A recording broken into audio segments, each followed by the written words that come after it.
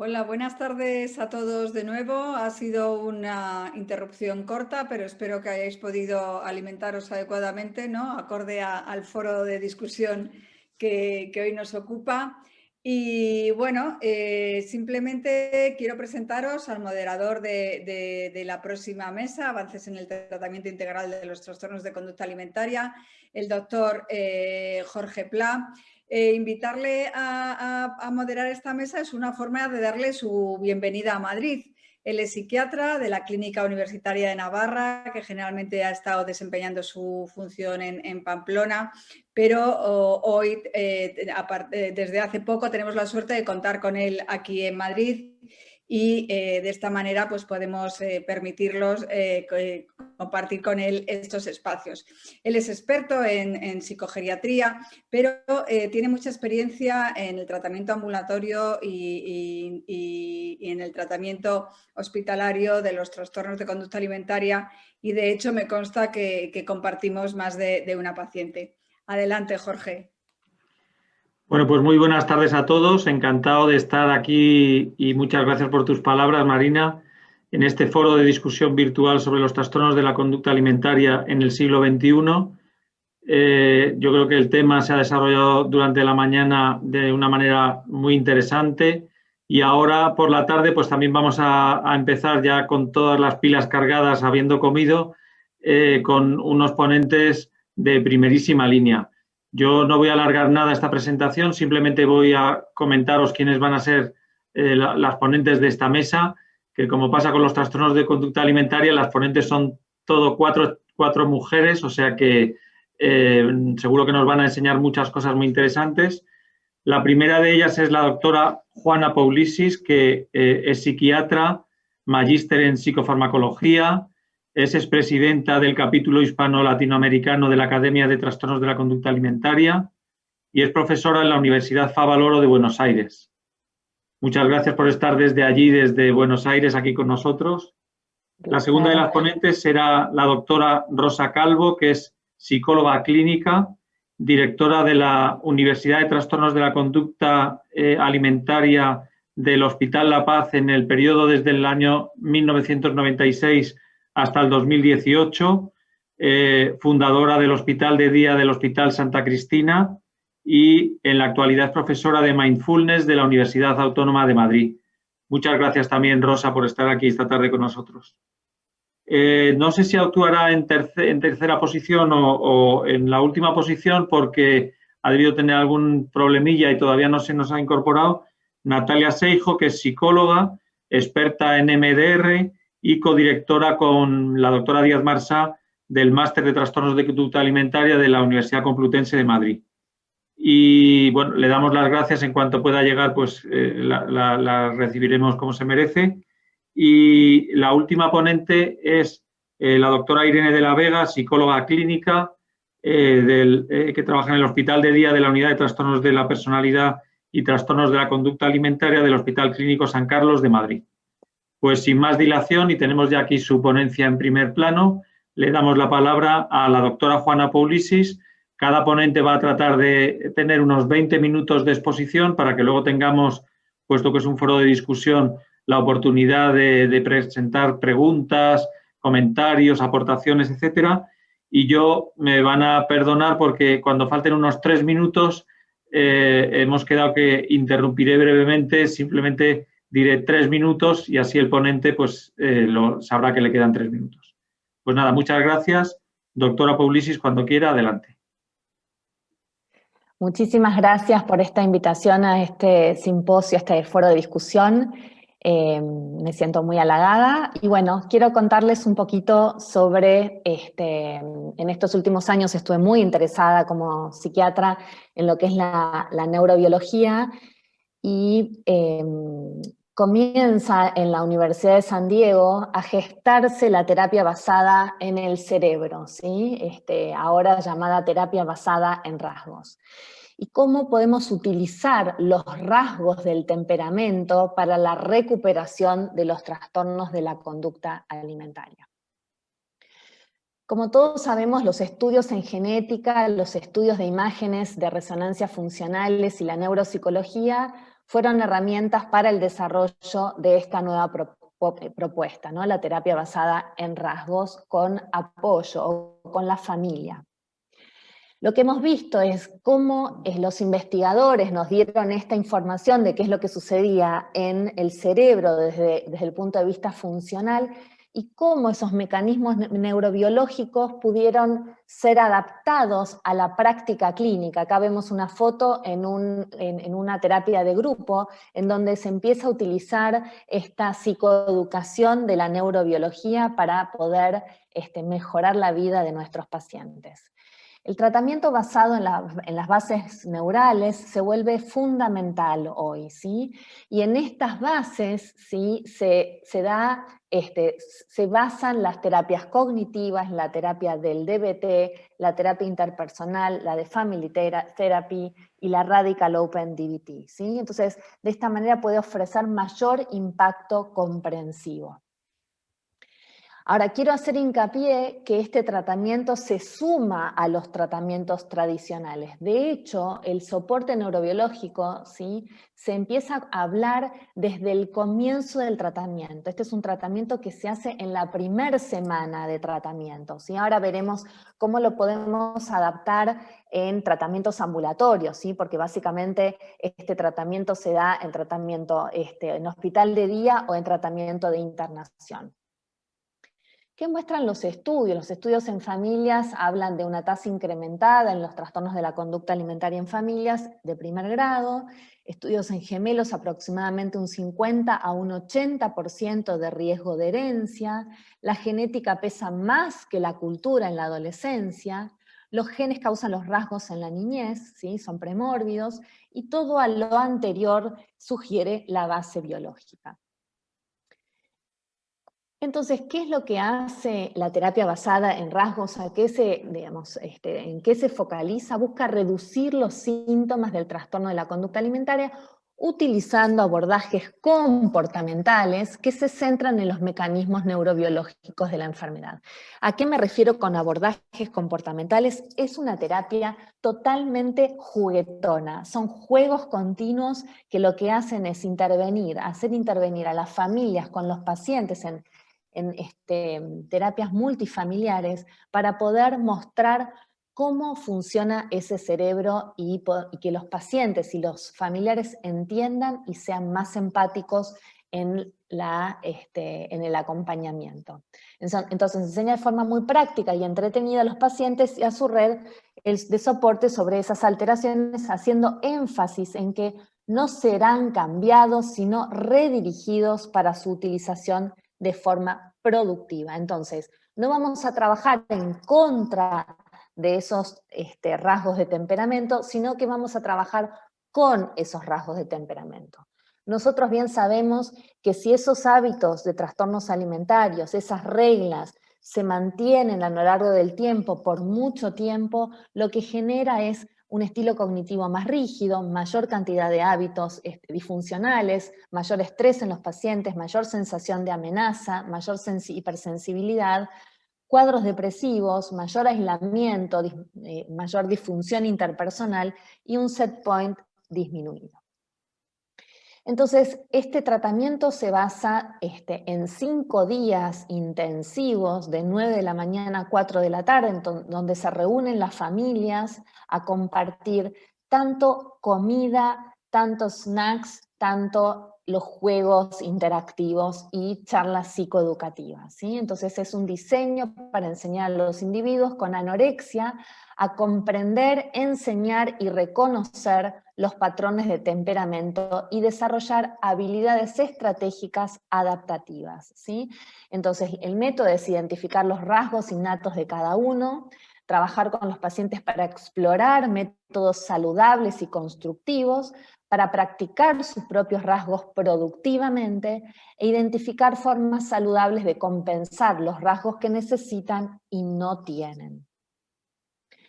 Entonces, en el primer día, lo que se hace con el paciente y con la familia es firmar un acuerdo mutuo, ¿sí?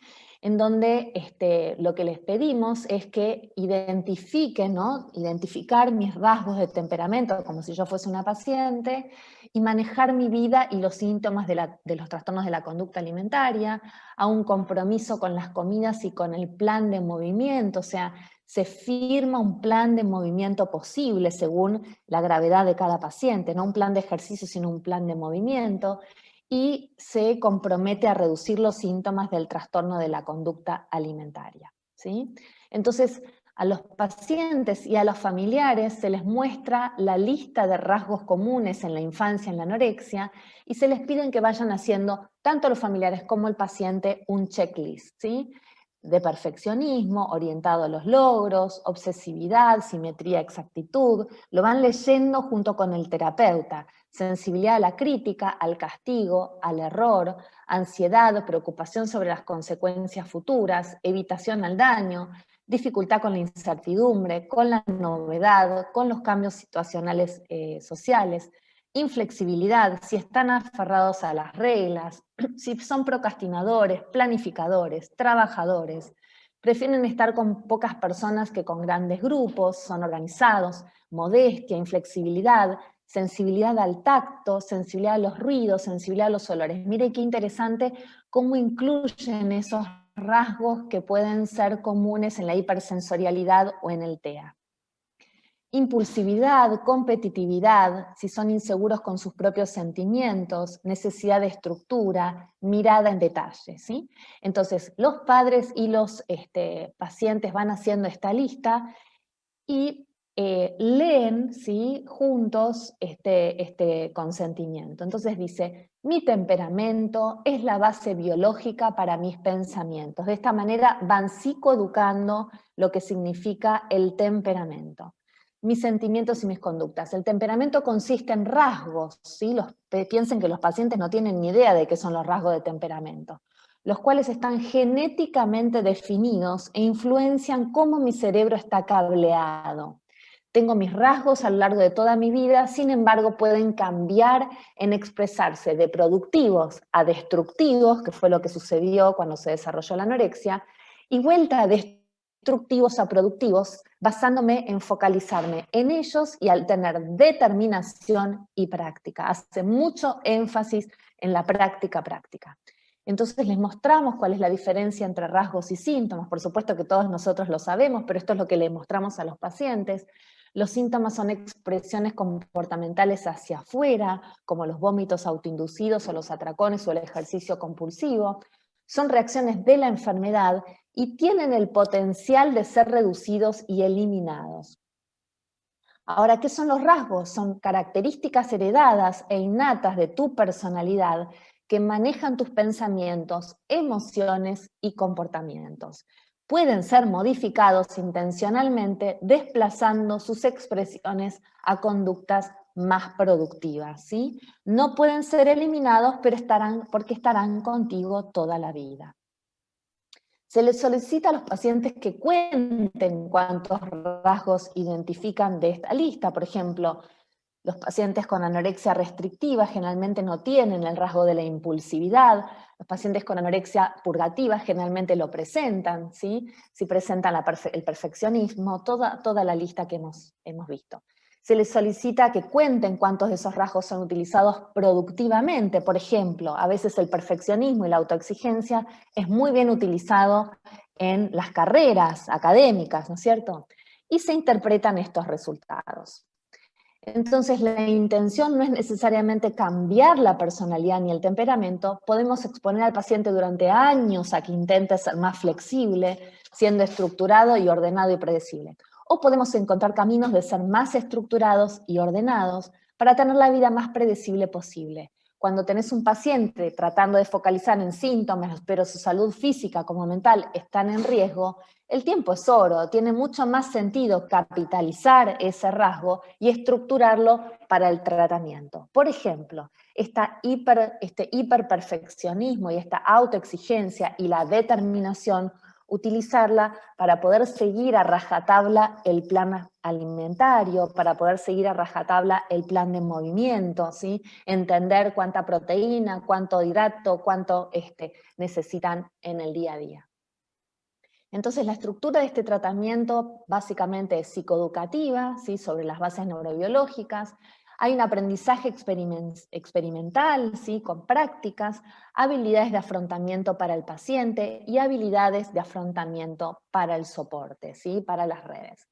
Entonces, durante las charlas que le vamos haciendo a las familias y a los pacientes, vamos mostrando estos PowerPoint en donde le mostramos, por ejemplo, esta flor de Venus, ¿sí? Atrapamoscas, en donde les mostramos cómo los mensajes del ambiente, como por ejemplo hay que comer poco, hay que comer sin harinas, etcétera, etcétera, y la influencia genética que tiene que ver con nuestros rasgos, el perfeccionismo, ¿sí? La ansiedad, la inhibición, la intolerancia a la incertidumbre, la obsesividad, la impulsividad, estos van frente a la dieta restrictiva, el comienzo de una dieta restrictiva, van a cerrarse, van a ponerlos más rígidos a nuestros pacientes, y solo gracias a la comida como medicina, como antibiótico, al soporte familiar, a las intervenciones de las familias y a la medicación, esta flor atrapamoscas va a poder abrirse y volver a flexibilizarse. Entonces, el primer mensaje que se le da es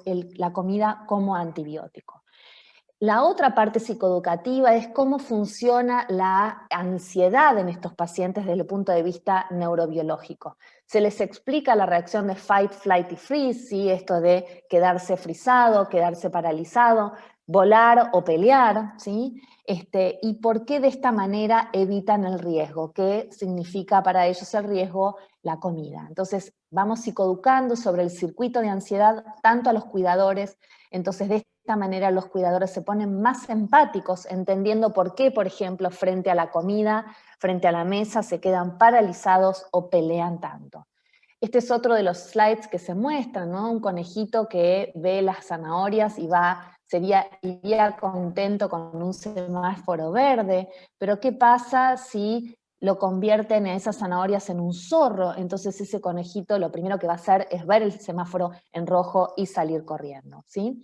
Entonces se hace el ejercicio también de la mano no dominante, muy característico de la terapia de remediación cognitiva, pero ellos incluyen otros ejercicios que tienen que ver con la emocionalidad y con el ejercicio de lo que pasa con los ruidos que sienten los pacientes cuando comen, por ejemplo. Entonces el ejercicio, no lo vamos a hacer ahora, es hacerles escribir tanto a padres como a hijos. Son varias frases con la mano no dominante. Estoy sintiendo, escribiendo con mi mano dominante. Entonces hablan de cómo se sienten al hacer algo que no están acostumbrados, como en ese sentido puede ser la comida, comer nuevamente. Y después estoy intentando de escribir con mi mano no dominante, mientras nosotros o el compañero les empieza a decir, no comas, no lo hagas, eso está mal, vas a engordar, etcétera, etcétera, ¿no? Como generando los ruidos y qué es lo que pasa cuando intentan escribir con su mano no dominante, cuando están todos esos ruidos en su cabeza. Otro de los ejercicios que se hace, que tampoco lo vamos a hacer, normalmente muestro un video, es el wire rewire, que es el cableado y recableado, ¿sí? Con una lana en sesión, lo que hacemos es mostrar cómo funcionan los circuitos, ¿sí? De hábitos que tienen costumbre, que están muy, muy, muy instalados, como por ejemplo comer e ir a vomitar, comer e ir a hacer 100, 500 abdominales. Entonces, ¿cómo recablear y cambiar, por ejemplo, utilizando otra parte del cuerpo en vez de utilizar las manos y hacerlo automático? Genera dificultad y hay que pensarlo al principio y hay que practicar y practicar para poder cambiar un circuito de neuroplástico muy instalado. Otra de las cosas que se les muestra a los pacientes y a los padres tiene que ver con los déficits interoceptivos que el paciente presenta, ¿sí? En la anorexia. ¿A qué me refiero con esto? Es cómo entender la recompensa y la inhibición en los trastornos de la conducta alimentaria ayuda a dirigir el tratamiento, ¿sí? Entonces les mostramos básicamente este este desbalance, este sub y baja entre el circuito límbico, les explicamos qué es el circuito límbico, que tiene que ver con las emociones, con el circuito de recompensa, con el placer, y les mostramos el circuito cognitivo, que es el circuito que hace el stop, el que los frena, ¿sí? El que hace que piense tanto, se sobrepreocupen, y que la balanza está siempre inclinada hacia ese lado, ¿no? Entonces, de alguna manera, les mostramos que esa motivación para comer no puede ser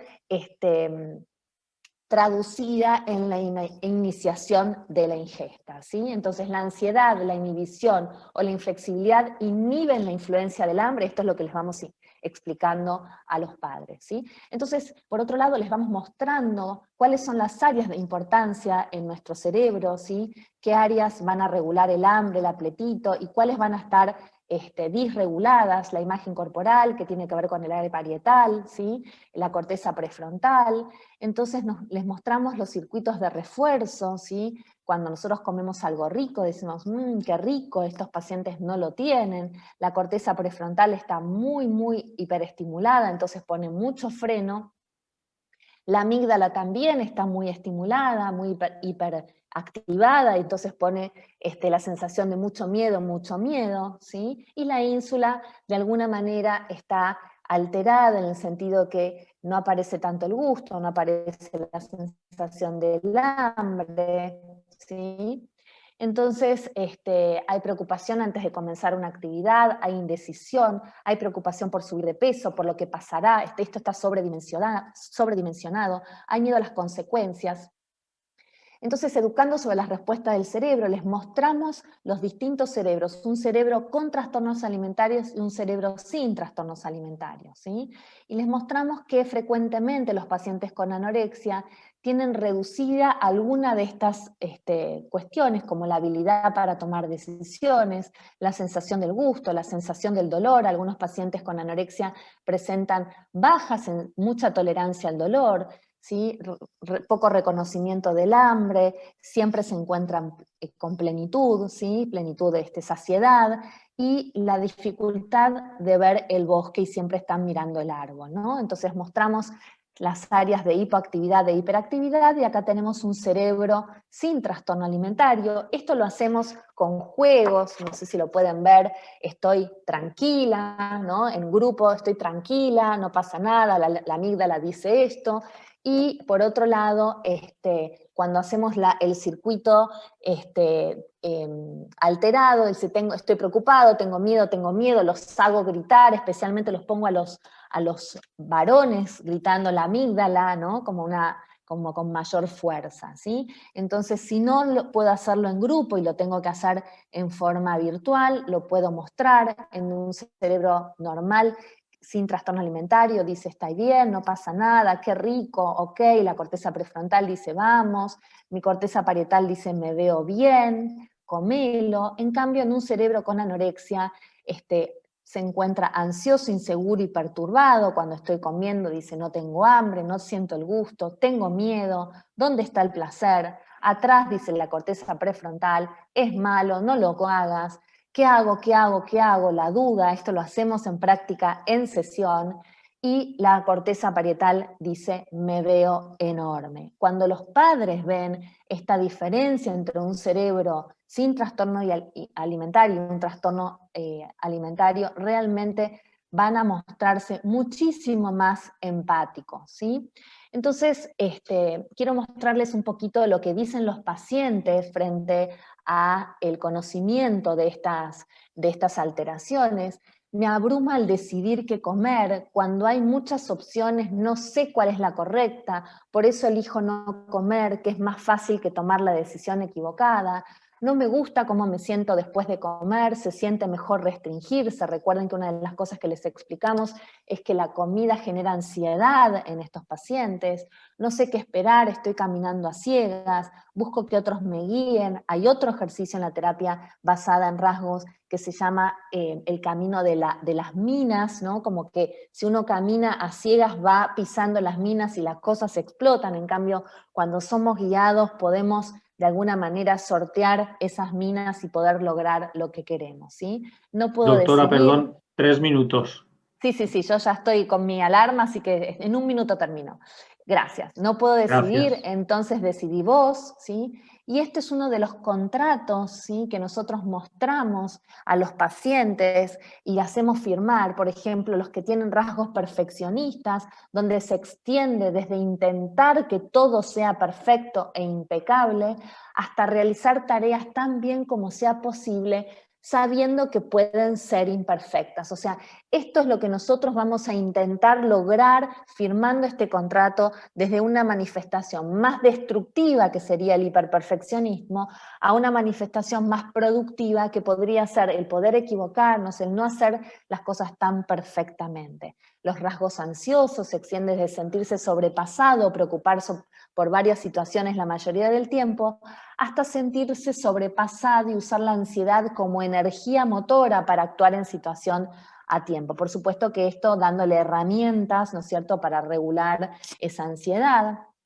Rasgos de flexibilidad cognitiva se extiende desde sentirse atascado a, por ejemplo, no poder cambiar de un pensamiento a otro, hasta redirigir los pensamientos hacia tareas más productivas, ¿sí? O el rasgo compulsivo, por ejemplo, se extiende desde sentir el deseo irresistible de hacer un acto compulsivamente poco saludable, hasta forzarse a sí mismo o pidiendo ayuda, para eso está el soporte, para generar un comportamiento más saludable, que por ejemplo puede ser comprometerse a, si el paciente come y va a vomitar, el paciente se va a comprometer con la red a comer y ser acompañado a hacer una caminata lenta con esos soportes.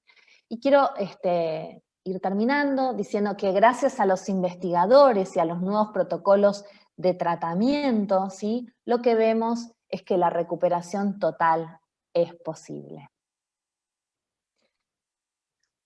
Muchas gracias. Muchas gracias, doctora Puglisis. Las preguntas las dejamos para el final y ahora damos la palabra a la doctora Rosa Calvo.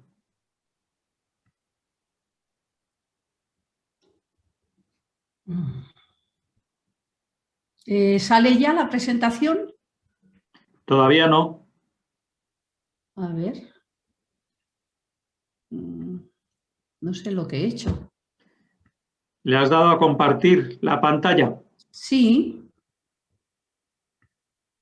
Ah, perdón. Ahora. Vale. No sé por qué. Pero no se mueve, no sé por qué. No se mueve.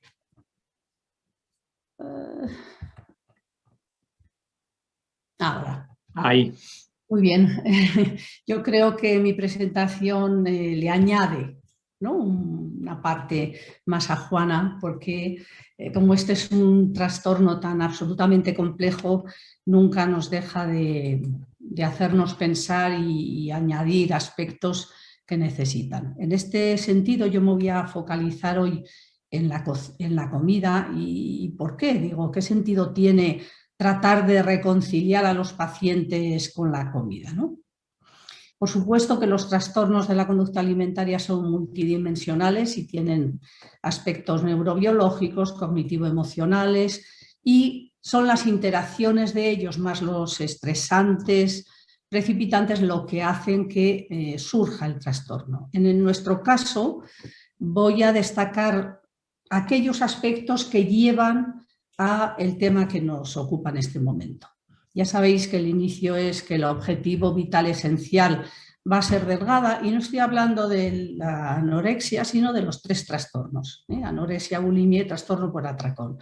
Las pacientes con trastorno por atracón desean y sueñan con ser delgadas, aunque nunca lo hayan conseguido y aunque el inicio haya sido este malestar emocional que han sentido y que necesitaban eliminar inmediatamente. Otra cuestión importante es que todo lo negativo de la vida proviene de no tener ese peso adecuado, es decir, no me cogen en el trabajo porque estoy gorda o me rechaza un chico porque no tengo el tipo adecuado. Vale. Por tanto, para los 3 grupos de pacientes, la comida es un estímulo amenazante, un enemigo he puesto. que en el trastorno anoréxico va a ser un enemigo permanente y en bulimia y en trastorno por atracón va a ser un enemigo deseado y rechazado. Deseado cuando queremos tener el atracón, rechazado cuando nos lo hemos dado, ¿vale? ¿Qué premisas hay para evitar esta parte temida en los pacientes? Pues primero, plantearse y pensar que la comida es controlable mediante la voluntad.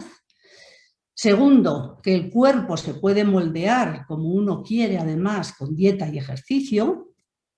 Y estas premisas que se tienen van a hacer que los pacientes traten de controlar permanentemente la comida y traten también, en unos casos conseguido, en otros no, el restringir los alimentos que van a considerar peligrosos, porque si no se controlan se tiene un peso que uno no desea. Ni siquiera he puesto sobrepeso, porque sabemos que en la variante anoréxica ni siquiera sobrepeso lo que temen, ¿vale?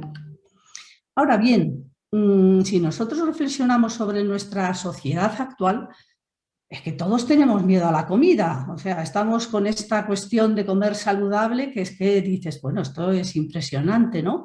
Y el deseo de perder peso prácticamente es, no sé, característico de toda la población. Entonces, ¿por qué, si todos estamos sumergidos en estas locuras, no desarrollamos todos los trastornos? Bien, hay algunas características diferenciales que van a facilitar que algunas personas desarrollen el trastorno y no otras, en relación fundamentalmente a la comida. No estoy hablando de pensamientos inflexibles o de otras características, sino en la posición de la comida. Primero, hay una dificultad de discriminación somatoemocional, las dos cosas. Por una parte, hay una altísima sensibilidad somatosensorial en las pacientes con anorexia, sobre todo en el área respecto al abdomen, que las hacen notar y sentir unos tactos absolutamente livianos que el resto de las personas no perciben y que las hace reinterpretar muchas veces algunas sensaciones como significado de gordura. Ahora voy a verlas en detalle, ¿vale? Como os he dicho, la mayoría de las pacientes van a interpretar la tensión abdominal como gordura y van a cognitivamente distorsionar su imagen y hacer un esquema cognitivo de su imagen distorsionado que van a almacenar y que no van a corregir con la percepción que no perciben porque ignoran y eliminan la atención de su verdadera cuerpo, de su integración corporal, o esa sensación que puede tener la paciente con bulimia o que puede tener el trastorno por atracón, de que esa sensación de vacío, de malestar emocional, es en realidad hambre y necesidad de comer. Por otro lado, se ha visto que estas personas, estas que van a hacer el trastorno, tienen una alta sensibilidad al castigo, ¿vale? Y son hipersensibles a la crítica y a muchas situaciones de lo que llamaríamos no castigos, sino críticas fundamentalmente. Entonces estamos en anorexia, va a estar el miedo a la gordura que le va a llevar a tener esta restricción controlada, y por otro lado en bulimia y en trastorno por atracón vamos a encontrar que este malestar emocional va a impulsarles a un alivio compulsivo porque no pueden soportar, y ahí os he puesto esta evitación experiencial negativa, ese deseo continuo de estar bien por encima de todo, sea como sea, sin replantearse cuáles serían las causas de ese malestar. Por otro lado, a su vez, hay una alta sensibilidad al refuerzo, y eso vamos a encontrarnos que hay una doble vía para la comida excesiva, lo que hemos visto, que es el refuerzo negativo, el alivio, pero también el deseo de disfrutar, el deseo de comer y esa saliencia que coge la comida y que facilita la comida excesiva, ¿no? Esto a su vez va a generar cognitivamente un sesgo atencional que va a hacer que la mente de los tres grupos de pacientes, en ese sentido el procesamiento cognitivo y cerebral de las pacientes es en los tres diagnósticos absolutamente similar, de forma que la mente de las pacientes está permanentemente en el tema alimentario. Y por otro lado, frente a los, entre comillas, normales, esa atención no se va a eliminar de la comida cuando se haya comido y por tanto se supone que no necesitamos estar pensando en la comida. Esa sería esa atención selectiva y la permanencia de la atención que en las otras personas cuando comen dejan de estar enganchados en esa atención y se van a otros temas. Esta situación, este priming afectivo, va a producir esta atención automática y sin conciencias y no depende del control voluntario el que no ocurra. De hecho, ya sabéis que se ha utilizado como criterio diagnóstico de recuperación de los trastornos, no solo en alimentación, sino en alcoholismo, en drogas, el hecho de que el cerebro sea capaz de atender a otros estímulos cuando está la presencia de aquel que fue en algún momento determinado el estímulo saliente por encima de todo. Y a su vez este priming nos va a dar esta latencia de respuesta recortada por su carga afectiva que va a llevar a esta compulsión a comer. Otra cuestión que diferencia a las personas que van a hacer el trastorno o que no, sería característico del procesamiento emocional en el que hay dos variantes. Por una parte hay una alexitimia extremada en las pacientes, sobre todo de larga evolución, en la adolescencia es muy similar todavía a la alexitimia, pero con el tiempo las pacientes van perdiendo la capacidad de percibir sus emociones y luego lo que sí hay, claro está, es una regulación emocional a través de todos sus síntomas, ¿no?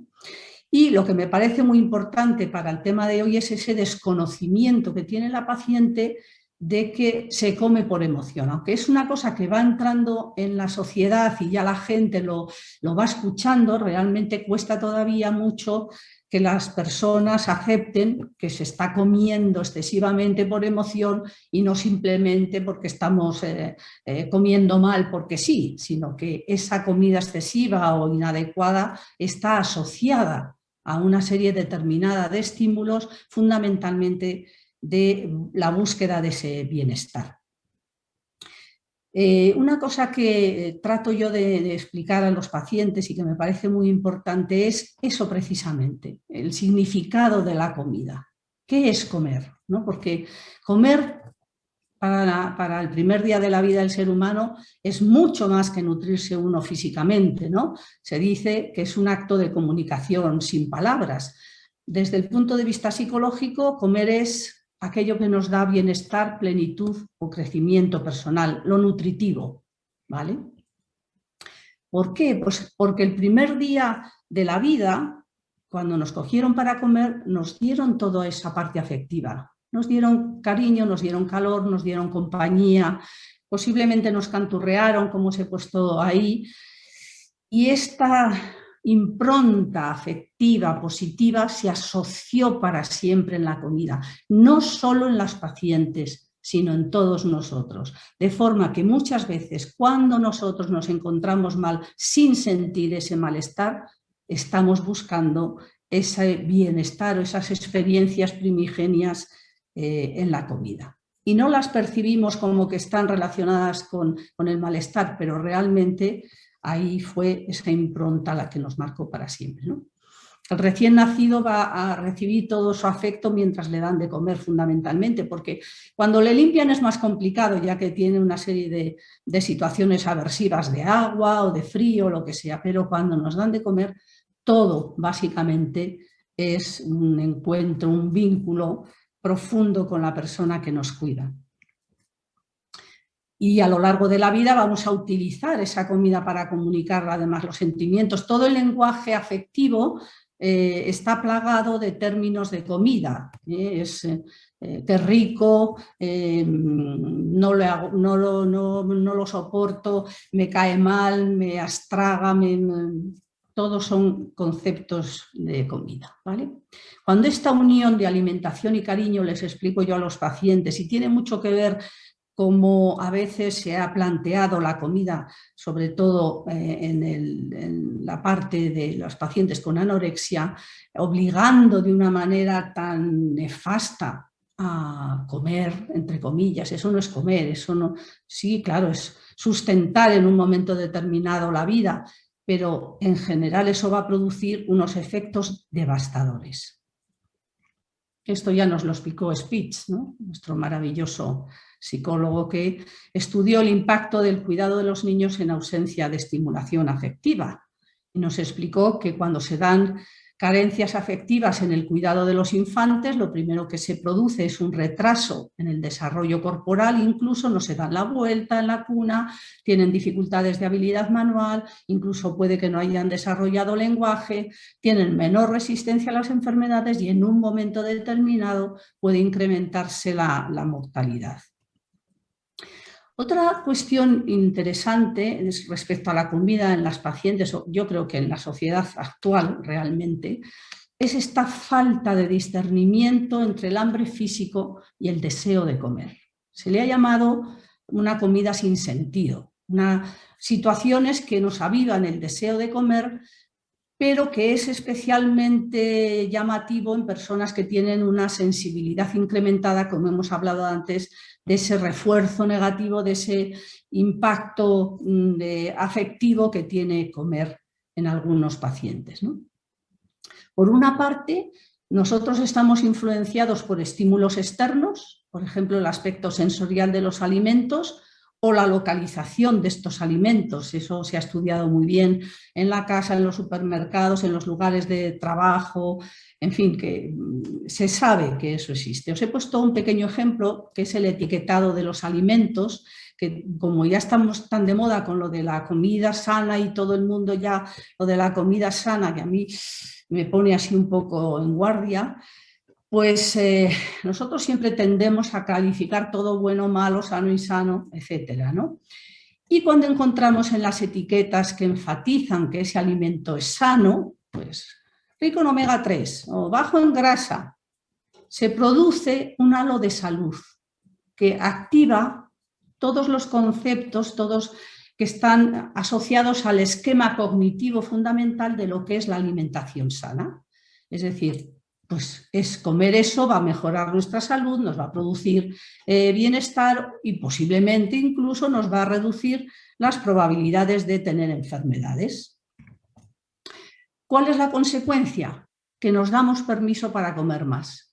Y curiosamente, cuando vemos que un alimento está etiquetado como sano, comemos bastante más de ese alimento que si no estuviera etiquetado como tal. ¿Por qué hacemos ese efecto halo? Vale. Otra característica sería esta ilusión de contraste por la posición del espacio. Aquí estaría nuestro Piaget debajo de estos conceptos, ¿no? Por ejemplo, se han hecho estudios en los que los adolescentes que tienen que beber en un vaso alto o en un vaso bajo, pero que tienen el mismo volumen, beben 88% más de refrescos cuando está el vaso bajito que cuando es el vaso alto, porque consideran que el vaso bajo pues, se bebe mucho menos. O sea que, y eso nos pasa a todos, ¿no? También sabemos que tendemos a comer lo primero que se ve, y si nos engañan como aquí sobre que no hemos terminado el plato y que todavía queda en el fondo, pues podemos seguir, y lo que nos está diciendo este mindless, esta comida sin sentido, es que no estamos atendiendo realmente a nuestras señales corporales, personales de hambre y saciedad. Vale. Respecto a los estímulos internos, que también están, hay unos cognitivos, sobre todo las expectativas del alimento, de cómo me voy a sentir si como eso. Y la otra es emocional, el aspecto tranquilizador, como os he dicho, que tiene la comida en todos nosotros desde el comienzo de nuestra existencia. ¿Vale? Añadido a ello está que hay un desconocimiento de los efectos colaterales. Sin embargo, si hemos dicho nutrición y afecto, como no esté mal, pero nutrición y afecto bien y ya comer lo que nos dé la gana, tampoco, ¿vale?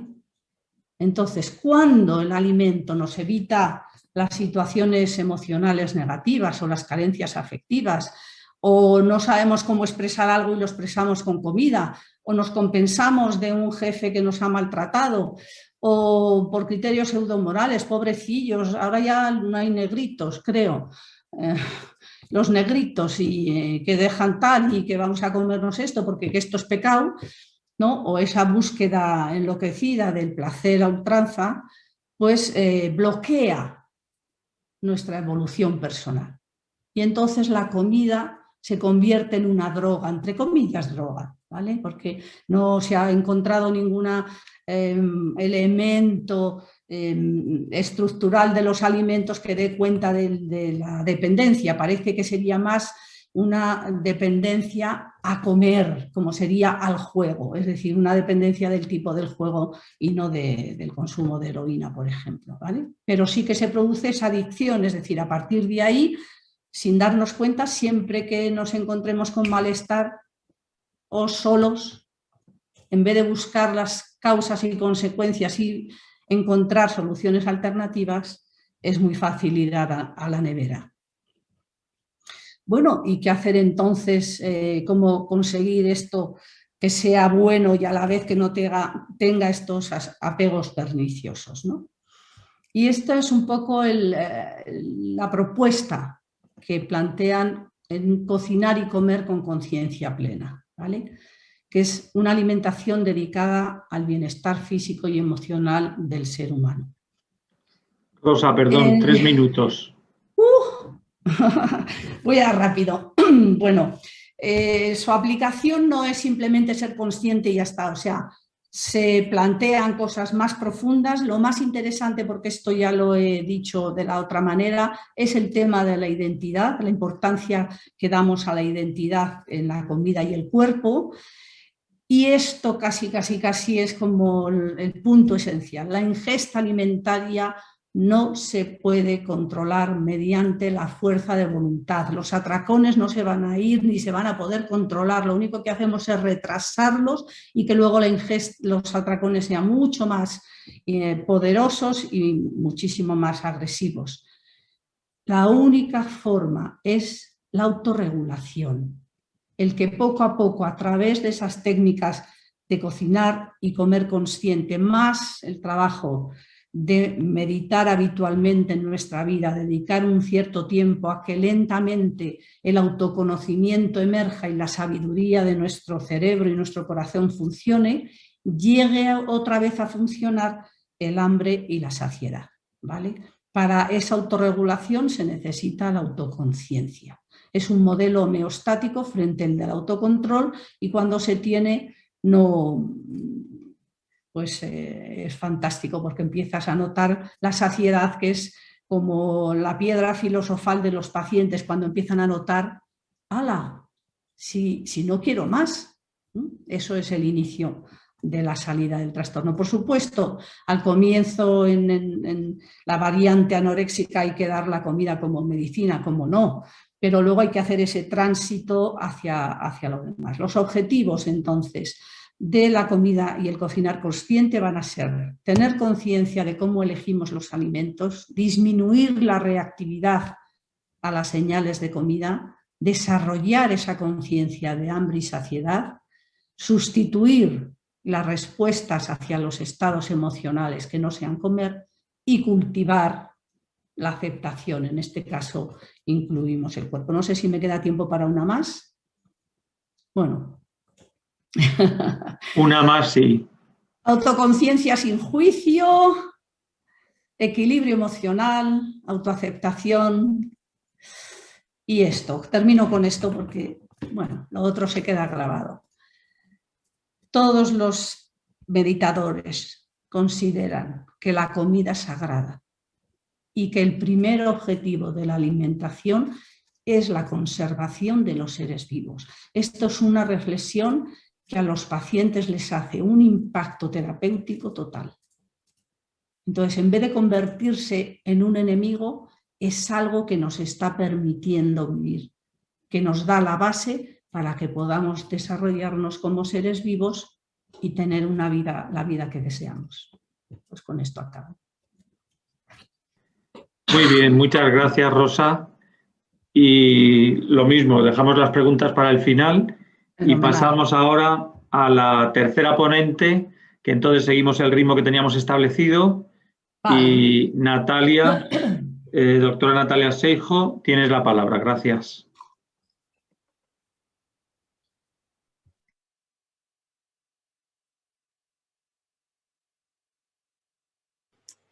¿Me escucháis? Sí. Vale, y ya estoy compartiendo la pantalla, ¿verdad? Porque acaso no la veo yo. ¿Se está compartiendo ya o no?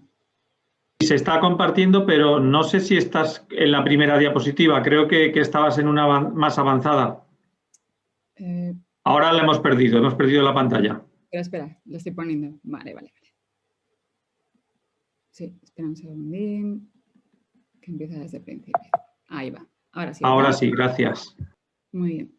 Bueno, pues es un placer estar aquí. Muchísimas gracias por haberme invitado. Gracias, Marina. Gracias, Carrasco.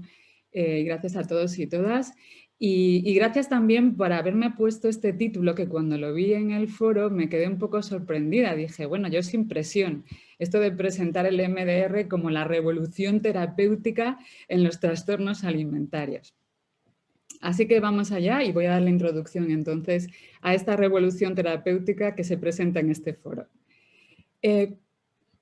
Hablando del MDR como enfoque, un poco para poder explicar y que se entienda bien a qué nos referimos con este abordaje que a veces llama un poco la atención, por eso del movimiento de los ojos, por eso de la estimulación. Vamos a hablar que en el abordaje MDR se busca la comprensión, la conceptualización y el plan de tratamiento del efecto de las experiencias vitales adversas y traumáticas y el procesamiento adaptativo de las mismas. En las y los pacientes de trastornos alimentarios, el procesamiento somático es muy habitual, tanto como el procesamiento cognitivo, ya que, como dice este autor que trabaja en trauma somático y autor del Cuerpo lleva la cuenta, Van der Kolk, las experiencias vividas se trasladan al cuerpo y el desplazamiento sintomático es el que se encuentra frecuentemente en la base de estos trastornos. Cuando hablamos de MDR, hablamos de 8 fases. Es un enfoque basado en 8 fases de tratamiento. En la primera fase del MDR vamos a encontrar, por supuesto, la recogida de historia. Lo más característico en este enfoque es que también se van a recoger los traumas de vida y las experiencias adversas que puede estar en la historia, en el background de la historia del paciente o de la paciente, porque eso es una de las bases con la que luego se va a trabajar cuando hablemos de los trastornos alimentarios y el plan de tratamiento de los mismos. En la segunda fase nos vamos a encontrar la estabilización y la regulación de toda la sintomatología del trastorno alimentario, toda la regulación con la comida y, por supuesto, toda la regulación de base emocional que es tan importante y esencial en estos trastornos. La fase 3 es la fase de evaluación. Esa es la fase en la que en el tratamiento vamos a elegir aquellas experiencias adversas de vida o aquellos traumas que van a tener que ser reprocesados, como decía antes, y ser reconvertidos en información adaptativa para que la persona pueda estar en el presente sin que haya disparadores que puedan activar precisamente la compensación que muchas veces lleva tanto a los atracones, por ejemplo, en todos los trastornos de sobreingesta, como a la restricción en los trastornos más restrictivos. Pasamos a la fase de desensibilización. En esta fase es la fase en donde hacemos todo el proceso de convertir todas esas experiencias de vida desadaptativas en toda esa fase mucho más adaptativa. Se entiende mucho mejor cuando se va haciendo el proceso en terapia, ¿vale? Cuando hablamos en la teoría, tanto adaptativo como inadaptativo, a veces suena un poco como curioso, pero una vez que trabajamos, simplemente consiste en poder conseguir que todas aquellas experiencias, que toda aquella información que el cerebro de la persona no puede de alguna manera digerir, acabe siendo digerido. Antes una, por ejemplo, de las ponentes, la primera de todas, hablaba de toda la parte de la amígdala, ¿no? Y toda esa información que en la amígdala se recoge con todas las experiencias de vida que la persona no ha podido asumir, ¿no? Que todo ese trauma de vida o toda experiencia adversa de vida no ha podido ser procesado. Pues precisamente cuando trabajamos en el MDR es un poco esa la base que se acaba buscando. Luego tenemos la fase de la instalación, en donde ya se va recolocando toda la información y todos aquellos recuerdos para poder ser, de algún modo, más adaptativos en el presente y que también todo lo que dispara la comida acabe siendo como algo mucho más resolutivo y mucho más integrado. El chequeo corporal en los trastornos alimentarios, por supuesto, va a ser muy importante y es la fase también en la que vamos a ver cómo la huella de todas las experiencias y toda la huella que ha quedado también en el cuerpo, un poco impresa, como vamos a ver en todo el rechazo con el cuerpo, también quede trabajada. Por supuesto, haremos el cierre y luego la integración que también viene dada por esa reevaluación que vamos a hacer en esa fase 8. Esto es así un poco más resumido y un poco más teórico, lo que normalmente se suele desarrollar en un tratamiento de 8 fases como es el MDR, pero vamos a hacerlo más sencillo y que se entienda mejor. Cuando hablamos del MDR, todo esto que hemos explicado en las 8 fases, los 3 pilares fundamentales en los que nos vamos a basar en este protocolo de MDR para trastornos alimentarios van a ser el apego, la disociación y estos traumas y experiencias adversas de vida. Cuando hablamos del apego, tenemos que hablar, por supuesto, del vínculo terapéutico, que es tan importante en los trastornos alimentarios, y, por supuesto, los diferentes tipos de apego y los diferentes tipos de vínculos terapéuticos que nos vamos a encontrar en relación a los trastornos alimentarios y las diferentes pacientes y pacientes que nos vamos a encontrar en ellos. Vamos a encontrar en la bulimia cómo tenemos la base del apego desorganizado con todas las tendencias que también aparecen del apego ambivalente. Vamos a encontrar también la anorexia con todo el apego de tipo más evitativo y también en algunas ocasiones con estos tintes desorganizados que encontramos también en este trastorno. Y vamos a encontrar también en los trastornos de sobreingesta y aquellos que llevan también a la obesidad, en los que vamos a encontrar el apego ambivalente con algunas tendencias también de tipo evitativo. ¿Por qué es tan importante el tipo de apego? Porque en función del tipo de paciente, la vinculación que el terapeuta va a hacer con ese paciente o esa paciente no es la misma y ese proceso va a ser muy importante a la hora de diseñar esa relación terapéutica. Cuando hablamos de trastornos alimentarios en MDR, también vamos a hacer como 2 propuestas de como la diferencia como en 2 grandes grupos. Los trastornos de sobreingesta son aquellos trastornos que van a llevar pues, atracones, va a ser la hiperfagia incluida también, los comedores o comedoras nocturnos, que van a ayudar también un poco a diseñar todo ese plan de tratamiento enfocado, como antes decía, a todas esas fases en las que vamos a ir trabajando poco a poco con el síntoma, con la regulación, con el mundo interno y que luego va a llevar precisamente a todo el trabajo de la historia de vida y a todo el apego y la historia familiar. Y el segundo bloque va a ser todo el trabajo que vamos a hacer también con los trastornos restrictivos, también incluidos en estas 8 fases de las que antes hablaba. En la fase de estabilización, una vez recogida la historia, vamos a pasar a esta fase en la que el objetivo principal es la regulación de los síntomas asociados con la comida. En los trastornos de sobreingesta vamos a trabajar la urgencia de los atracones y los vómitos, los recursos para regular la urgencia y los disparadores de los atracones. En los trastornos de restricción vamos a trabajar con el control asociado a la comida, con el miedo a comer, con el miedo a engordar y los recursos para regular el control. En esta fase de estabilización, un punto importante va a ser el trabajo con las defensas, sobre todo porque estos trastornos están basados en defensas. Es algo con lo que muy característico que muchas veces yo describo como esa estructura interna como de alcachofa, en la que hay capas y capas de defensas que se van activando ya desde la primera fase, desde la fase 1, y que es algo que con lo que tenemos que contar a la hora de trabajar, porque las defensas son las protecciones que se van activando cada vez que nos acercamos un poquito más al mundo interno. Cuando me refiero a los trastornos alimentarios y en toda esa estructura de alcachofa, lo que me refiero es una estructura que se va montando a lo largo del tiempo en la historia de la persona y que protege como esa niña o niño herido que la persona lleva dentro, en ese corazón de alcachofa como muy protegido por toda la estructura del trastorno.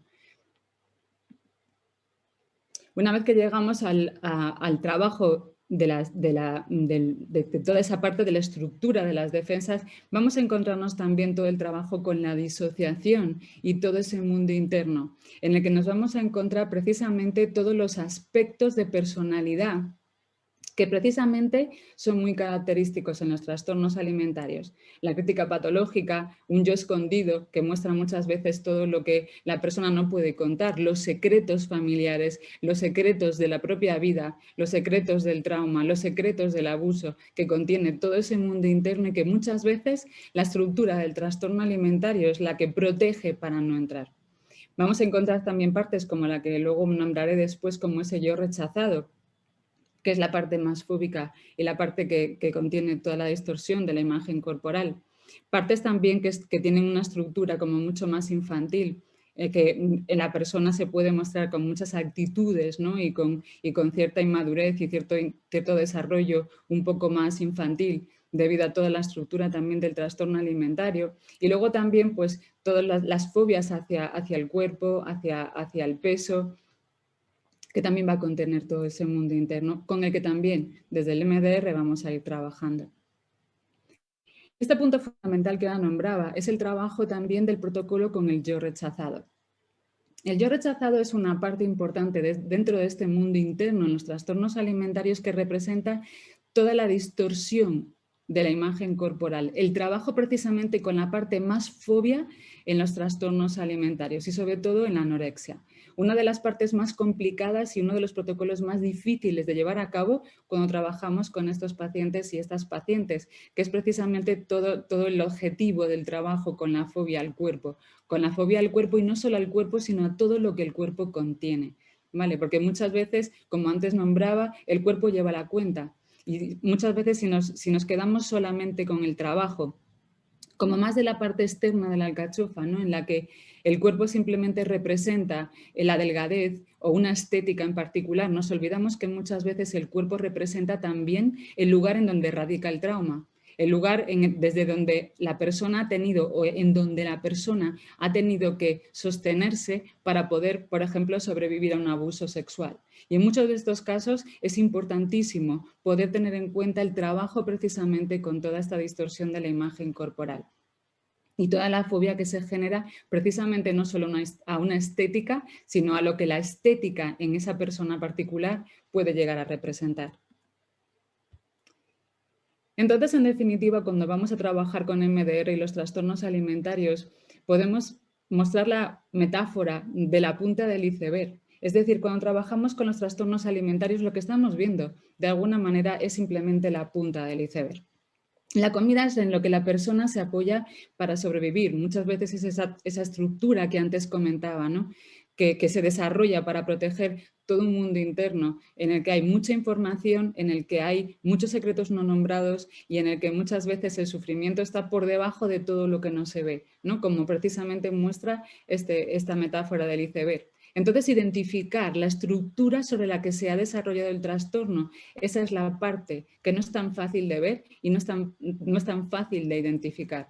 Desde el MDR es un poco a lo que vamos llegando, precisamente a ese dolor o esa herida de ese niño o niña que, como antes nombraba, cada una de estas personas que padecen trastornos alimentarios lleva dentro. Dentro del trabajo, una vez llegada a la parte, una vez trabajada toda esa parte más de regulación o de estabilización, toda la parte de los síntomas, toda la parte de la urgencia con la comida, toda la parte del control con la restricción, trabajar toda la parte de las defensas, llegar hasta el mundo interno, trabajar los recursos, llegamos a este punto en el trabajo con la historia de vida del paciente o de la paciente, que en definitiva es ver en dónde todo comenzó. ¿Cuál es el origen real de que una persona se llegue a enfermar tanto?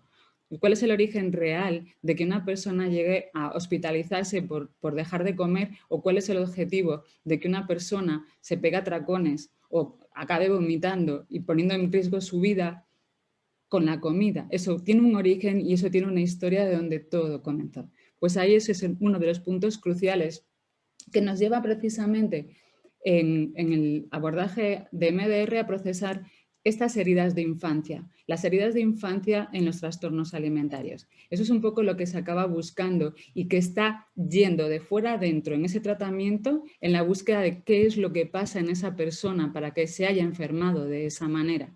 Como decía antes Rosa Calvo muy acertadamente, Es verdad que vivimos todos en esta sociedad, todos tenemos los mismos problemas, los mismos confinamientos, las mismas mascarillas, pero no todas las personas nos enfermamos de la misma manera y no todos tenemos un trastorno alimentario viviendo precisamente en la misma sociedad. Entonces, ¿qué es lo que está ocurriendo para que una persona se acabe enfermando tanto y otra no?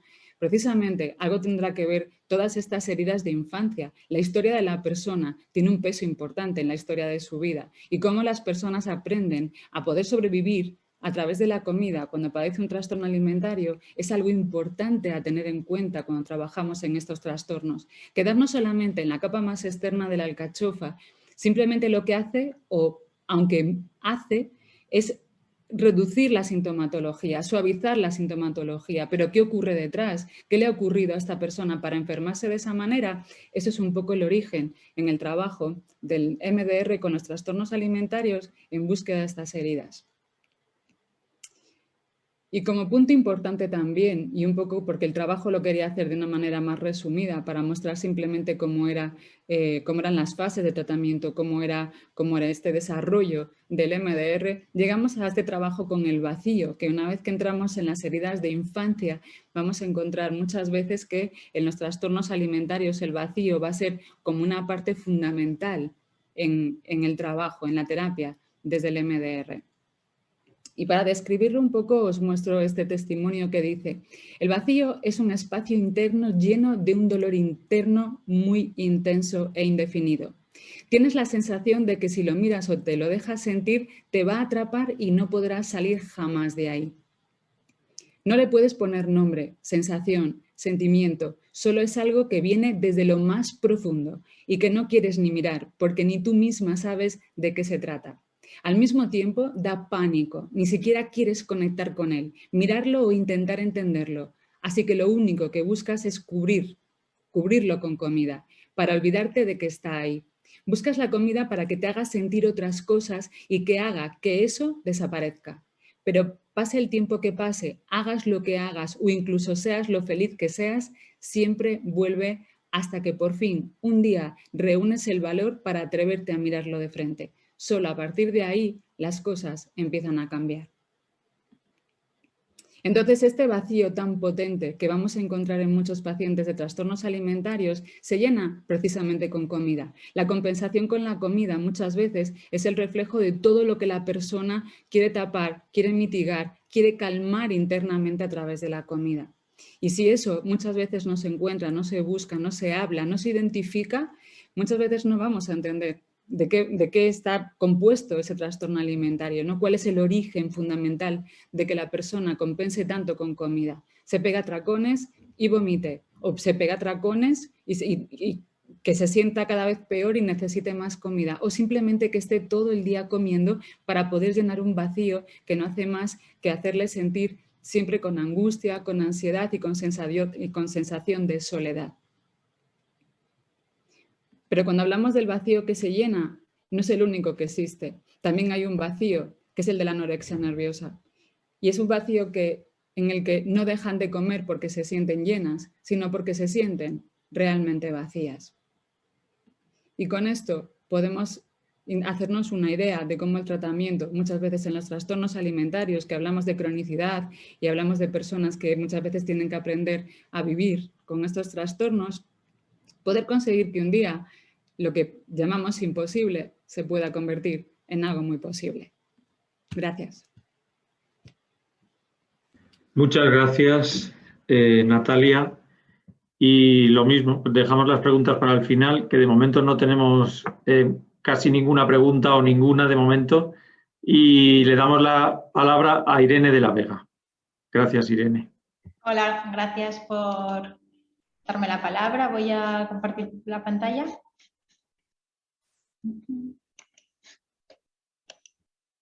Bien, se ve, ¿no?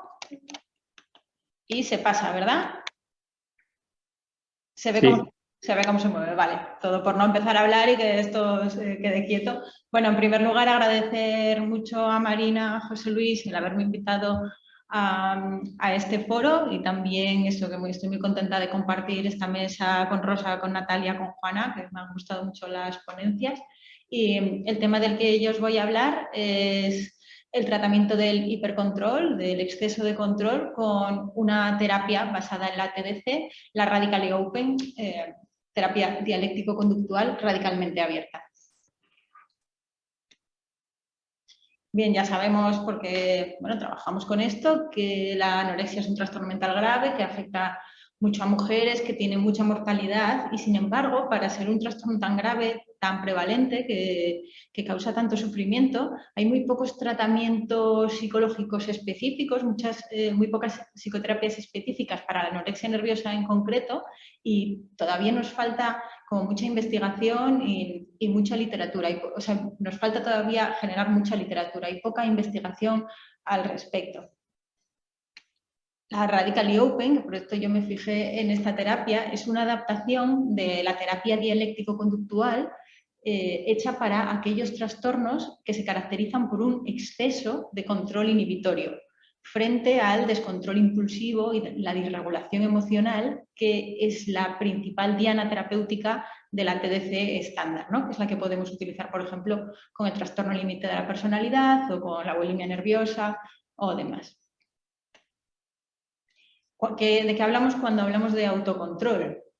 Bien, el autocontrol es la capacidad de inhibir los impulsos, regular los afectos y superar las urgencias emocionales con el objetivo de alcanzar una meta a largo plazo, ¿no? Me quedo aquí estudiando en lugar de ir a la playa con el objetivo de alcanzar una meta a largo plazo.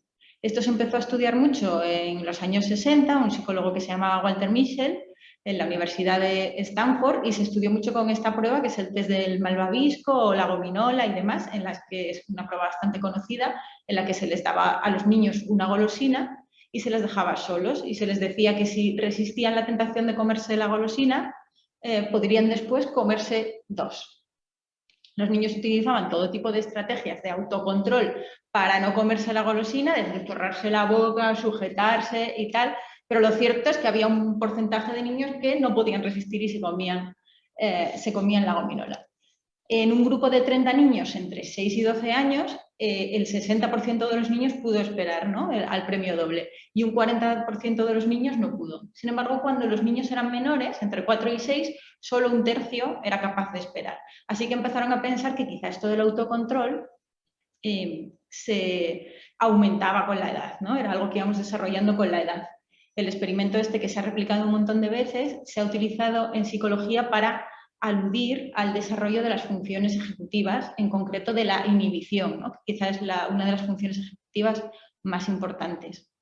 Además, en el seguimiento, pues se observó que los niños con más capacidad de autocontrol tenían, cuando eran mayores, a los 40 años, tenían mejor nivel de estudios, más ingresos, mayor calidad de vida, como aquellos niños que tenían más autocontrol, como que les había ido mejor.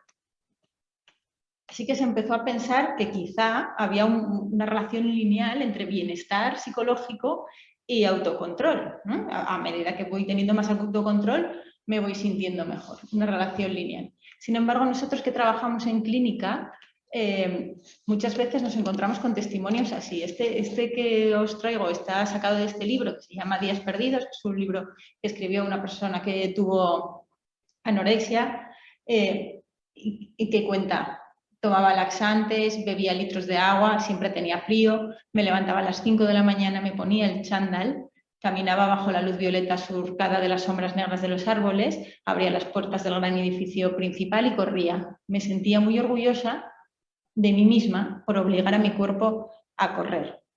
Otras cosas que encontramos en la clínica, ¿no? Esto es algo que me contaba una de las personas con las que trabajo. De los 13 a los 15, lo único que hice fue estudiar y adelgazar. No veía a nadie, no hacía otra cosa, me quité todas las redes sociales, resistía el hambre. Cada día subía un poquillo mis objetivos, cada día 1 kilómetro más o una cucharada menos. Me levantaba en mitad de la noche, me ponía a hacer deporte. Estudiaba cada día hasta quedarme dormida y cuando me daba cuenta me despertaba y seguía estudiando. Es decir, hace falta mucho autocontrol para levantarse a las 5 de la mañana y salir a correr. Hace falta mucho autocontrol para resistir el hambre, hacer 1 kilómetro más, levantarse en mitad de la noche y ponerse a estudiar. Así que quizás la relación entre bienestar y autocontrol no es una relación lineal, sino que tiene una forma de U invertida. De manera que si tenemos poco autocontrol nos encontramos mal, pero si tenemos un exceso de control, overcontrol, también nos encontramos mal, ¿no? Porque nuestros pacientes tienen un exceso de control, o las personas que vemos tienen un exceso de control, pero no tienen bienestar. Entonces, que quizá la relación entre autocontrol y bienestar no era tan lineal. De hecho, desarrollando esto, se ve que entre las personas con un déficit de autocontrol podemos tener problemas de impulsividad, disregulación, hiperreactividad, sensibilidad emocional, como por ejemplo las personas con trastorno límite de personalidad, pero que en el otro extremo, en el de exceso de control, ya tenemos problemas de obsesividad, rigidez, inflexibilidad, perfeccionismo, inhibición emocional. Esto por el otro lado, por el lado del exceso de control. De hecho, se ha hecho una clasificación de algunos trastornos en relación a precisamente esta dimensión en cuanto al déficit de autocontrol o el exceso de autocontrol.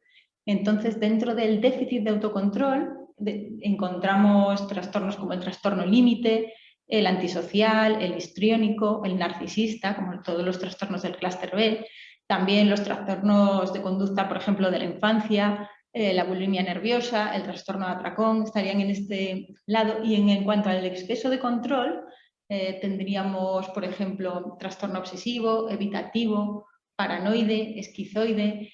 También consideran los autores la ansiedad refractaria al tratamiento, la depresión crónica y la anorexia nerviosa restrictiva, que es el que nos ocupa. O sea, según esta concepción, la anorexia nerviosa restrictiva sería un trastorno por exceso de control. Entonces, la terapia se llama Radically Open, es una adaptación de la terapia dialéctico-conductual, especialmente creada para personas que sufren un exceso de control o overcontrol en el original. Es una aproximación como la propia TDC integradora, que tiene elementos de mindfulness, de Gestalt, de la propia TDC, de la terapia cognitivo-conductual, y también tiene una parte de espiritualidad sufista Malamati. Y en un desarrollo, o sea, es un desarrollo reciente, pero ya tiene estudios de eficacia publicados con depresión crónica y refractaria y también con anorexia nerviosa restrictiva, por lo tanto se considera una aproximación novedosa y prometedora para la anorexia nerviosa. Igual que la TDC estándar, los autores postulan una teoría sobre el origen de este exceso de control, y es una teoría biosocial en la que tendríamos una parte de herencia, ¿no? Una parte en la que tenemos un niño, una niña que nace con unos rasgos temperamentales que nos hablaban antes, de mayor sensibilidad a la amenaza, mayor insensibilidad a la recompensa, alta capacidad de control, un procesamiento atencional centrado en los detalles, y que esta herencia se inserta en un ambiente donde hay una educación restrictiva, vigilante, donde hay la creencia o la norma familiar de que los fallos son intolerables, de que no se debe parecer vulnerable, donde se promueve de forma excesiva la estructura y el orden, o en ambientes muy orientados al éxito, a ganar. Entonces, esta combinación, según la teoría de herencia-ambiente, da lugar a personas con este exceso de autocontrol, overcontrol. ¿Y qué caracteriza al exceso de autocontrol? Serían como 4 rasgos. El primero, poca apertura y receptividad a la novedad, personas más bien cerradas, poca tolerancia al feedback novedoso, evitación de la incertidumbre y el riesgo, vigilancia de amenazas, eliminar todas las críticas, también escasa flexibilidad, necesidades de estructura, orden y planificación, también inhibición y pobre conciencia emocional, supresión de la expresión emocional, expresiones emocionales poco auténticas, poca conciencia también de las sensaciones corporales, y también un déficit de intimidad y de relaciones, aislamiento, sensación de ser diferente, dificultad para conectar. Estos 4 puntos son los 4 que configuran el overcontrol, el exceso de control. La anorexia nerviosa restrictiva es quizás el trastorno de la conducta alimentaria más relacionado con este exceso de control, porque tienen este característico estilo obsesivo, controlador, evitativo, rígido, perfeccionista y con gran tendencia al aislamiento. Según esta concepción, la restricción alimentaria sería una forma de afrontamiento más relacionada con este estilo, ¿no? El control de la ingesta sirve a los pacientes para disminuir la culpa y para aumentar la sensación de logro.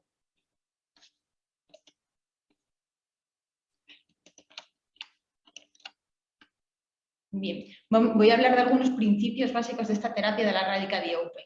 El principio filosófico fundamental es la apertura radical, que además es una habilidad principal que se desarrolla durante la terapia exitosa y que supone la confluencia de tres aspectos. Por un lado, apertura, que es receptividad, por un lado, flexibilidad y por otro lado, vinculación social. El target en los TCAs no es la comida, el peso, desde luego, sino es como el aislamiento emocional, ¿no? Y el foco de la intervención no es tanto la experiencia interna del paciente, y esto es lo característico de esta terapia, sino cómo esta experiencia se comunica, las señales sociales, ¿no? Todas las terapias tienen su cómo intervenir, intervenimos con la mentalización, intervenimos con otras cosas. Esta terapia interviene a través de la modificación y el análisis de las señales sociales. Esto es lo característico de la terapia. Se dice que las personas con exceso de control evitan las situaciones sociales porque las situaciones sociales son muy impredecibles, ¿no? Son lo máximo del descontrol. Las personas no sabemos por dónde vienen, no sabemos su mente, eso es muy incontrolable. Y entonces las situaciones sociales controlan aún más su expresión emocional. Y esto aumenta de forma importante su aislamiento y ahí es donde incide la terapia, ¿no? La terapia habla en concreto de que los pacientes, las personas tienen que volver a la tribu, volver a integrarse con la tribu. Y se trabaja mucho con la emisión de lo que llaman señales sociales genuinas. Se incide en cómo una persona se comunica, ¿no? Desde la mímica hasta el lenguaje. Ponen estos ejemplos que son las expresiones faciales características de personas con exceso de control. El de la izquierda, el de la bata, es lo que llaman flat face, es una cara totalmente neutra, ¿no? Que dicen que, yo no estoy muy segura, pero dicen que es característico de profesionales sanitarios, de ciertos profesionales sanitarios, seguro que los de la salud mental no, que somos todos como muy comunicativos, pero quizá de alguno, ¿no? Que es una expresión neutra a la que no supone ninguna reacción a lo que tú estás diciendo y entonces lo que consigue es como alejarte, ¿no? Alejar a los demás, porque te miras siempre como con la misma cara. Pero también tenemos las sonrisas sociales como no genuinas, las sonrisas sociales falsas constantes, esto sí lo hemos visto mucho en clínica, personas que todo el rato sonríen, entonces también dificulta la conexión social porque nunca acabas de entender qué es exactamente lo que les está pasando por dentro, ¿no? Porque tienen como esta máscara de sonrisa constante. Estos ejemplos, que quizá se consideran un poco excesivos, sobre todo el chico que parece que va a estallar, pero estos ejemplos están sacados del propio manual de Lynch, ¿no? Tanto la chica como el chico, que parece un poco Mr. Bean. A mí me daría un poco de miedo encontrarme esta sonrisa, básicamente, pero vamos, la idea es que tanto una cara muy neutra como una sonrisa muy permanente es una forma defensiva de dejarte ahí fuera, ¿no? Y de controlar lo que yo muestro de mis emociones para afuera. Otro de los principios básicos de la terapia es el autocuestionamiento, que es la herramienta principal con la que trabajamos, ¿no? El autocuestionamiento implica desafiar nuestras propias creencias nucleares, fijas, rígidas, y cultivar una duda saludable orientándose a valores. Lo que nos preguntamos, especialmente en los momentos de malestar, es ¿qué puedo aprender de esto? En lugar de como evitar las emociones o asumir que nuestra postura es la correcta. Tengo un malestar, ¿qué puedo aprender de esto? Otra de las bases de la terapia, que ya lo dije antes, es la creencia en nuestra naturaleza tribal. El terapeuta se concibe como un embajador y que los pacientes se tienen que reunir por la tribu porque solo por medio de la conexión social, según cree Lynch, podemos sentirnos a salvo y sobrevivir. Se activa nuestro sistema de seguridad interpersonal y, por tanto, el objetivo principal y final del tratamiento es construir una vida que merezca la pena compartir. Esto es paralelo a lo que dice la TDC estándar, que sería construir una vida que merezca la pena vivir. En este caso, construir una vida que merezca la pena compartir. La estructura es parecida también a la de la TDC estándar, es un tratamiento ambulatorio intensivo de 30 semanas y tiene un entrenamiento en habilidades que es grupal, son como unas clases de habilidades, una psicoterapia individual semanal y hay consulta telefónica y unos grupos de supervisión para profesionales. Así está concebida la estructura según los manuales. Primero hay una fase de orientación, que me he saltado para no extenderme mucho, donde se trabaja como el vínculo terapéutico, y después ya empezamos como lo que es la terapia individual, que tiene una serie de dianas que se organizan jerárquicamente. Si todo va bien, nos pasamos a terapia trabajando en las señales sociales no adaptativas, que es el target de nuestra intervención. Cuando hay una ruptura de la alianza, que luego hablamos lo que es, pasamos a trabajar las rupturas de la alianza, que se trabajan sobre la marcha y según van sucediendo. Y si hay una conducta que amenaza la vida de forma severa e inminente, pasamos a trabajar eso. Insisten mucho en que las conductas que amenazan la vida sean severas e inminentes, o sea, un bajo peso que podemos encontrar en pacientes con anorexia nerviosa, al no ser que sea una amenaza severa e inminente, no lo consideramos en esta terapia una conducta que amenaza la vida. Entonces, si todo va bien, si no pasa nada en terapia, lo que trabajamos en terapia individual son las señales sociales. Y las señales sociales están definidas de una forma así muy amplia como cualquier acción, independientemente de la forma, intención o conciencia, que ocurre en presencia de otras personas. Y todo el tratamiento se basa en eso, en el análisis, la modificación y el moldeamiento de estas señales sociales para enseñar a la persona a mejorar su vinculación y que se sienta menos sola y menos aislada. Como las señales sociales son tan amplias, porque es una definición tan amplia, se elige junto con el paciente para trabajar aquellas que más obstaculicen, las que impidan vivir acorde de los valores, que esto es una terapia de tercera generación, y también aquellas que el paciente considere relevantes, ¿no? las que el paciente quiera trabajar. Para trabajar con las señales, las identificamos junto con el paciente, las describimos, las mostramos, incluso devolviéndoselas al paciente de forma marcada, con una especie de role-playing, ¿no? Esta cara que tú pones, este gesto que tú haces. Y también se lleva a cabo un análisis funcional que llaman análisis de cadena para entender la función que tienen estas señales sociales y así facilitar el cambio. Y esto se le devuelve al paciente, ¿no? Se analizan sus señales, para qué sirven y demás. Además, para identificar y focalizarse en las señales que son relevantes, estas se agrupan como en 5 temas que el terapeuta va presentando paulatinamente a medida que avanza el tratamiento. Son una especie de marco para facilitar la selección de dianas relevantes.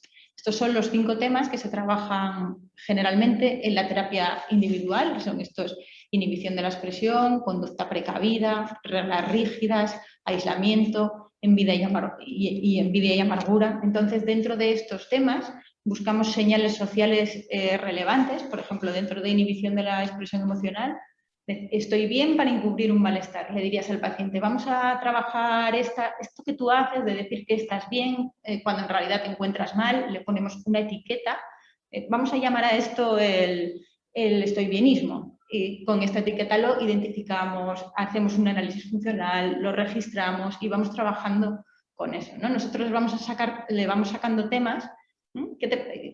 ¿A ti crees que te pasa esto? ¿Cómo podemos llamar? Yo he visto que tú haces esto. Vamos sacando temas y vamos trabajando, identificando las señales con él y trabajándolas.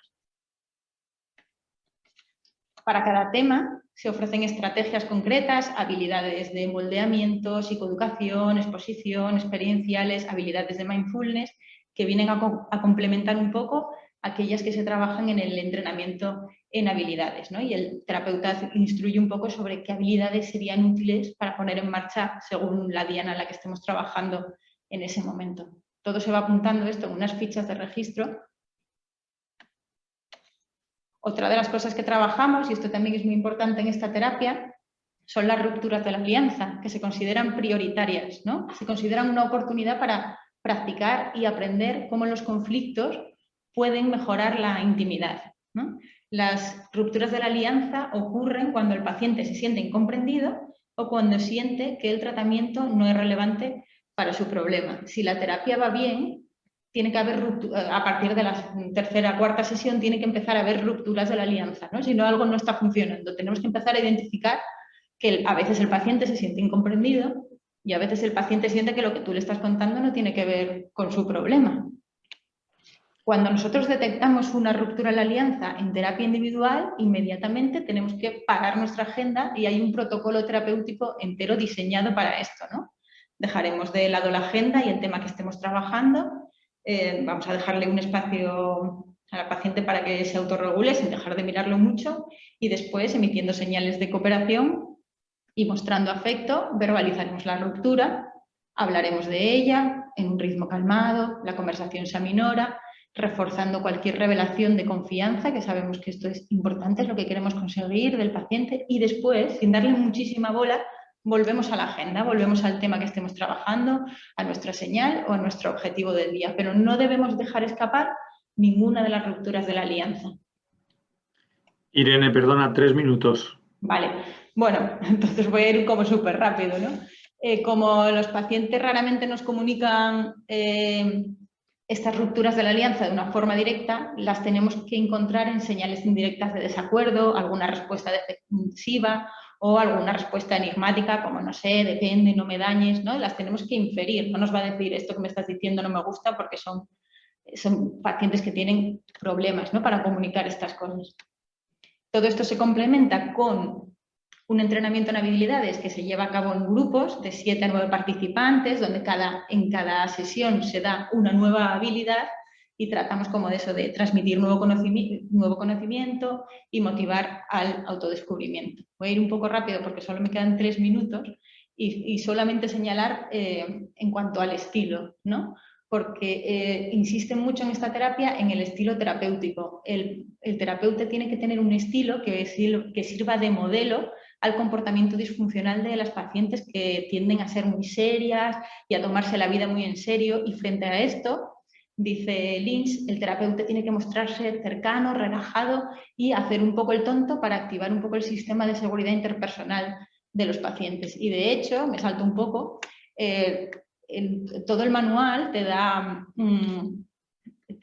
pautas de las caras y los gestos que tú tienes que poner para comunicar calidez, apertura. Por ejemplo, esto es una sonrisa cooperativa que nos hace Lynch y esta, por ejemplo, es una expresión de preocupación cooperativa, preocupación, ¿no? Entonces, durante todo el manual nos van mostrando cómo tenemos que señalizar estas señales de conexión y demás. Me voy a saltar un poco esto para llegar al final en cuanto a los pros y a los contras de esta terapia, que a mí me parece que es bonita porque pone el foco distinto en algo de la comida. También es una terapia muy centrada en la alianza y en trabajar la alianza durante la terapia, en la propia relación terapéutica. Es una terapia también con fichas, deberes, objetivos, que esto puede gustar a ciertas pacientes, por ejemplo, con anorexia nerviosa, pero también es lo suficientemente flexible. Y en cuanto a los contras, que se trata, pues eso, de un manual muy estándar que a veces puede ser muy difícil aplicar en nuestro contexto, en la sanidad pública o en nuestra consulta particular, ¿no? Porque tiene demasiadas cosas y que todavía le falta investigación. Todavía no se sabe cuáles de estos componentes, porque dan muchísimas explicaciones, muchísimas fichas, muchísimas técnicas, no se sabe cuáles de estos componentes funcionan por separado. Y por último, el estilo bromista, que aunque insiste mucho en que lo tengas que adquirir, pues a lo mejor hay terapeutas que no se pueden poner del todo cómodos con el estilo bromista, que a lo mejor no les sale tanto o que no les gusta tanto que les digan qué estilo terapéutico deben tener en las terapias. Y esto es un poco todo. Ya espero haberme ajustado los 3 minutos, he ido como un Ferrari ahí al final. Muchas gracias por vuestro interés. Muchas gracias, Irene. Te has ajustado perfectamente, o sea que gracias a las 4 ponentes por haberos ajustado tan bien a los tiempos, y gracias a eso tenemos ahora casi pues un poquito más de 20 minutos para poder responder a algunas de las preguntas que se han planteado en el chat, y luego también muy probablemente pues Marina o cualquiera de las ponentes podéis también intervenir. Yo, si os parece, vamos a dar primero paso a las preguntas que sí que nos han hecho en el chat. Entonces, la primera de las preguntas nos la hacía Rudy López, que nos preguntaba, en concreto le preguntaba a Natalia, ¿será que el alimento se convierte en un elemento de trauma? El alimento o la comida puede ser un elemento de trauma si realmente tiene, o sea, si la comida ha estado presente en algún momento del trauma. Por ejemplo, esto ocurre a veces con el abuso sexual. Hay casos, por ejemplo, bueno, pues casos que yo he tratado en los que después del abuso, por ejemplo, a la niña, en este caso concreto a una niña, le hacían ir a comer a la mesa con el resto de la familia. Entonces, tiempo después, eso se va adaptando al sistema interno, al mundo interno, y lo que más adelante va surgiendo a lo largo del tratamiento de su anorexia es que ella no quería comer ciertos alimentos, pero no porque no le gustasen, que en el tratamiento pensaban que no le gustaban asociado precisamente al miedo a engordar, a que eran alimentos calóricos, y en realidad cuando empezamos a trabajar y empezamos a quitar pues todas esas capas de las que yo antes hablaba, lo que nos encontramos es que esos alimentos estaban directamente asociados al abuso, porque comía siempre en casa de su abuela y su abuela siempre le hacía supuestamente su comida favorita, pero la persona que la abusaba estaba también allí. Entonces, cuando la sentaban a la mesa a comer después del abuso, son los alimentos que se convirtieron precisamente en un elemento de trauma. Entonces, hay casos concretos también en los que la comida puede ser parte precisamente del trauma vivido por la persona que padece el trastorno alimentario, pero no es en todos los casos así. Por ejemplo, en otros casos en los que trabajamos con el afecto positivo asociado a la comida, fíjate que es totalmente lo opuesto. Es algo que la persona vive como algo placentero, como algo que le gusta, como algo que le hace sentir muy bien. Y cuando hacemos un flotar hacia atrás en el tiempo y buscamos un puente emocional de cómo esa comida o ese azúcar o esa tarta está asociado a algo en su vida, resulta que aparece el vínculo con su abuela, que era su figura de apego seguro con la que se sentaba en el sofá todos los domingos a tomar los chocolates con churros y las pastitas y los pastelitos. Y la asociación de la pérdida de su abuela quedó como un poco asociada al afecto positivo con la comida. Entonces, muchas veces la comida tiene todo ese efecto, ¿no? del puente emocional de la historia de la persona. Muchas gracias, Natalia. María, que quizá podéis responder cualquiera de la mesa o todas, plantea un caso concreto de su hija que tiene un trastorno de conducta alimentaria, que se está cronificando, que ha conseguido vivir unos años controlándolo a través de una dieta vegana y lo que empezó, según dice ella, como una bulimia nerviosa, ahora se ha convertido en anorexia y también tiene atracones y vomita. Está en un estado físico lamentable y después de 10 años de tratamiento está muy mal. Es una chica estupenda, por supuesto, con muchísimas cualidades, muy querida y con éxito académico y profesional. Y finalmente lo que pregunta, lo que pide esta madre es si alguno de los que estáis presentando estas maravillosas ponencias, como dice ella, podría indicar un camino para poder ayudar a su hija que está haciéndose tanto daño.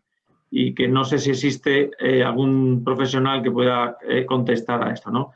Hombre, yo creo que habéis planteado distintos tipos de aproximación y seguro que cualquiera de las aproximaciones son muy válidas y además muy novedosas, o sea que son aproximaciones muy de primera línea que bueno, siempre hay, es la ventaja que tenemos en psiquiatría, que siempre hay algo que hacer también con esta paciente, con esta hija, ¿no?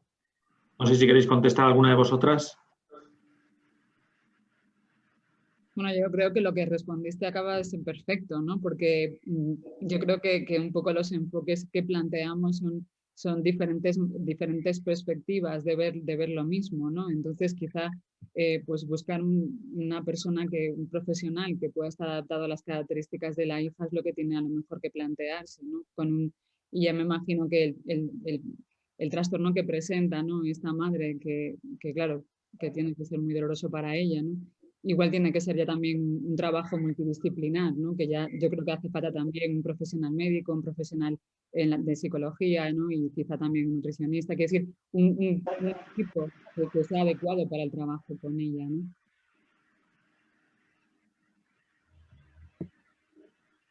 Una cosa que me gustaría a mí destacar, que me he dedicado, ya sabéis, los últimos 30 años a los pacientes crónicos, es que muchas veces cuando exploras lo que realmente les han hecho, muchas veces lo único que se ha hecho son cuidados. que son esenciales, claro está, para la salud de esa persona, para salvarla 1000 veces, pero no se ha profundizado en toda la patología que subyace. Entonces, yo le daría la esperanza a esa persona de que posiblemente hayan hecho algunos aspectos, pero no otros que son esenciales para romper la cronicidad. Y uno de ellos es entender un poco más el sentido profundo de la vida, porque cuando una persona ha estado en un trastorno 10 años, lo primero que va a sentir es una enorme sensación de fracaso de haber perdido esos 10 años. No son una pérdida de 10 años, es una búsqueda de una verdad que todavía no ha encontrado.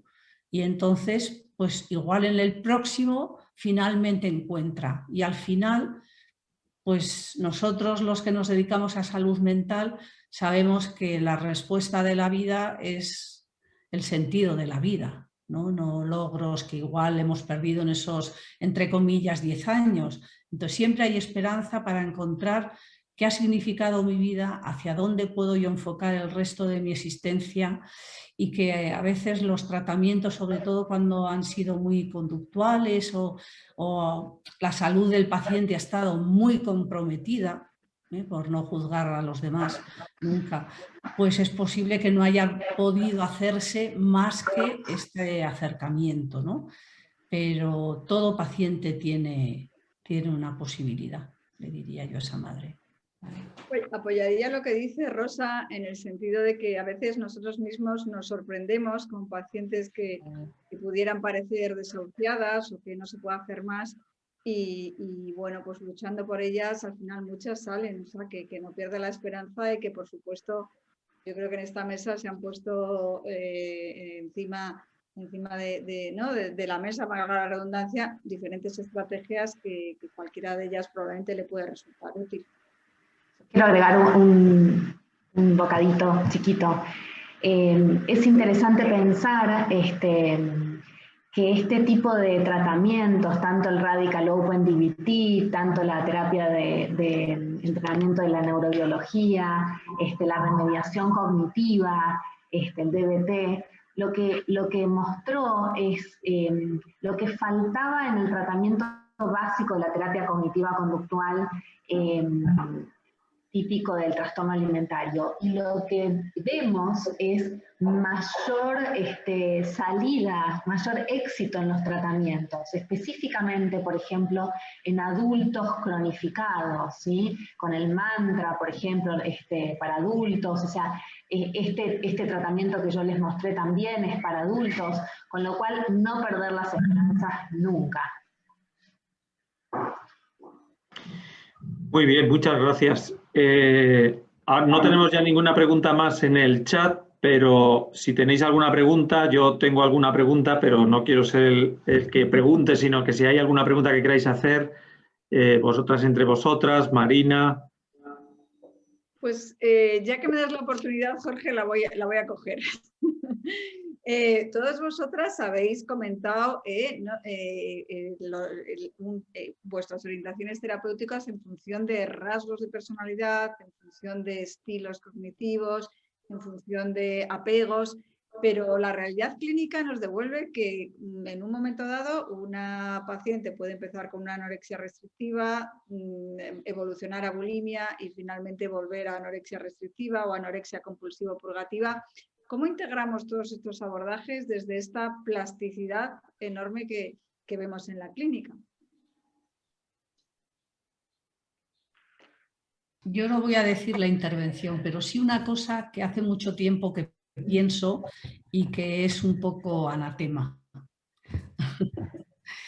Para mí la anorexia es una bulimia abstinente y debajo de ese control hay un deseo tremendo de comer que no se va a permitir la paciente y no quiere romper el control. Por eso, en un momento determinado, se pasa al otro lado, ¿vale? Entonces yo, esos diagnósticos de los libros, pues bueno, pero ya cuando uno es mayor, pues se fía también de lo que ve. Entonces, Si nosotros pensamos en el funcionamiento cognitivo de los pacientes con anorexia, que están permanentemente, por ejemplo, imaginándose banquetes o haciendo la comida de los otros, aunque no la vayan a comer jamás, te das cuenta que el espacio psíquico de un obeso es el mismo que el espacio psíquico de una anoréxica. Por cierto, el funcionamiento cerebral de ambos extremos, la extrema delgadez y la extrema gordura, resulta que son similares. O sea, que nos hace pensar que esto es un espectro que viene y va. Y por eso ellas tienen tanto miedo a la gordura, porque el deseo de comer, si lo dejaran salir, acabaría llevando a ese sobrepeso extremo. Yo sumaría a lo de Rosa, que estoy totalmente de acuerdo, que por ejemplo en la terapia basada en rasgos o en el mantra específico para cuadros de anorexia, trabajamos en rasgos, ¿sí? Y el rasgo de impulsividad es característico de la bulimia, ¿sí? Y cuántas pacientes con bulimia han comenzado su tratamiento o su enfermedad con una anorexia nerviosa. Entonces, justamente estos tratamientos también están habilitados para pacientes con bulimias, con historia de anorexia severa en un comienzo, ¿sí? Por supuesto que si tenemos un paciente con trastorno por atracón, que desde el vamos desarrolla un trastorno por atracón, serán otras las estrategias de DBT, de mindfulness, etcétera, que se utilizarán. Pero yo creo que en pacientes que comenzaron su enfermedad con un cuadro de anorexia severa y después hicieron esta transición que habla Rosa, sí se puede utilizar este tipo de approach, de aproximación.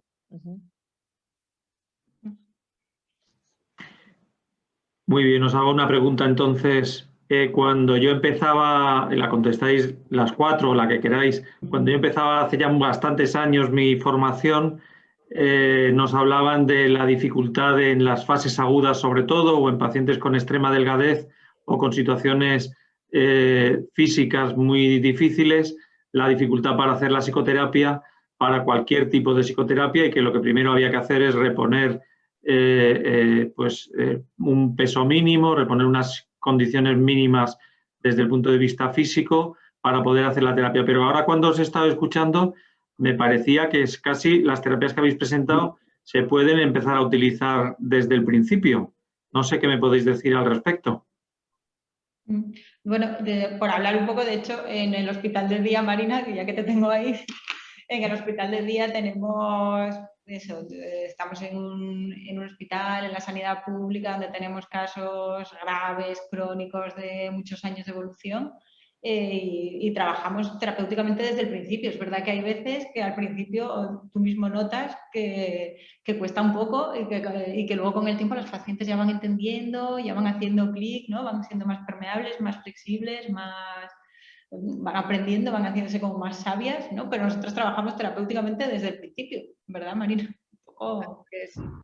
De hecho, yo creo que, fíjate, cuando estábamos hablando de reconstrucción de la identidad, si a alguien le pones en un peso adecuado o le quitas los atracones y se queda sin esa identidad, yo creo que eso favorece muchísimo los reingresos, ¿no? Por lo tanto, el trabajar desde el inicio, aunque cognitivamente en algún momento les pueda costar más, a mí me parece, como dice Irene, nuclear, la verdad. Sí, a mí es exactamente igual, yo opino lo mismo que vosotras. De hecho, de algún modo, desde el principio el trabajo con el síntoma un poco para reducirlo, pero lo suficiente como para lo que tú dices, no reducirlo demasiado para que la persona no se sienta demasiado expuesta y no tenga dónde agarrarse, porque esa ha sido la protección que ha tenido durante mucho tiempo y en lo que se ha apoyado a través del síntoma muchas veces. Y desde ahí empezar a trabajar todo lo que realmente ha llevado a esa situación. Y yo creo que desde el principio es fundamental poder regular todo ese trabajo. Es que si no, después lo que también dice Marina, ¿no? Que cuando se reduce demasiado el síntoma, la persona no sabe reconocer, ni dentro ni fuera, ni siquiera cómo poder actuar sin algo que lleva ahí pues muchos años en muchos casos, ¿no? Yo a eso le añadiría que nos olvidamos siempre del trastorno por atracón y quizás de la bulimia, porque la amenaza de la anoréxica es aparentemente mayor, pero cuando tú trabajas directamente los atracones, sea en un trastorno por atracón o en una bulimia, y no das o facilitas los recursos necesarios para que se procese todo lo que subyace debajo, sabemos que las probabilidades de conductas autolesivas o riesgos de una depresión profunda son muy altos. Entonces, la comida hay que colocarla, pero de una manera muy progresiva, tanto en un sitio como en otro. Y a mí, para las anoréxicas, siempre me ha funcionado mucho ese concepto de cuidarlas. Ahora no estamos haciendo tratamiento, ahora estamos tratando de cuidar tu salud y tu vida. Y luego, o a la vez, pero esto que hace el médico, eso no lo podemos obviar porque es salvarte la vida. Y además podemos empezar a hablar o lo que sea, pero no podemos prescindir de eso. Muy bien, estamos todavía con unos minutos. Entra una pregunta más que va directa a Irene, preguntando sobre si estáis trabajando en la traducción y publicación del manual de la DBT al castellano. Vale, lo primero que hemos hecho es leérnoslo y publicar un artículo de revisión en castellano que está por ahí en la revista de psicoterapia. Y también hemos traducido las fichas para trabajar con los pacientes y demás, pero trabajando como tal en la traducción del manual no estamos adaptando los materiales para tratar de ponerlos en terapia, pero no para publicar el libro. Aprovecho a decir que si alguna editorial quiere, con un traductor y yo misma, nos ponemos a ello. Yo tendría una petición, perdonar, para los profesionales jóvenes. ¿Por qué siempre tienen que ser traducciones? ¿Dónde está el pensamiento creativo de este país?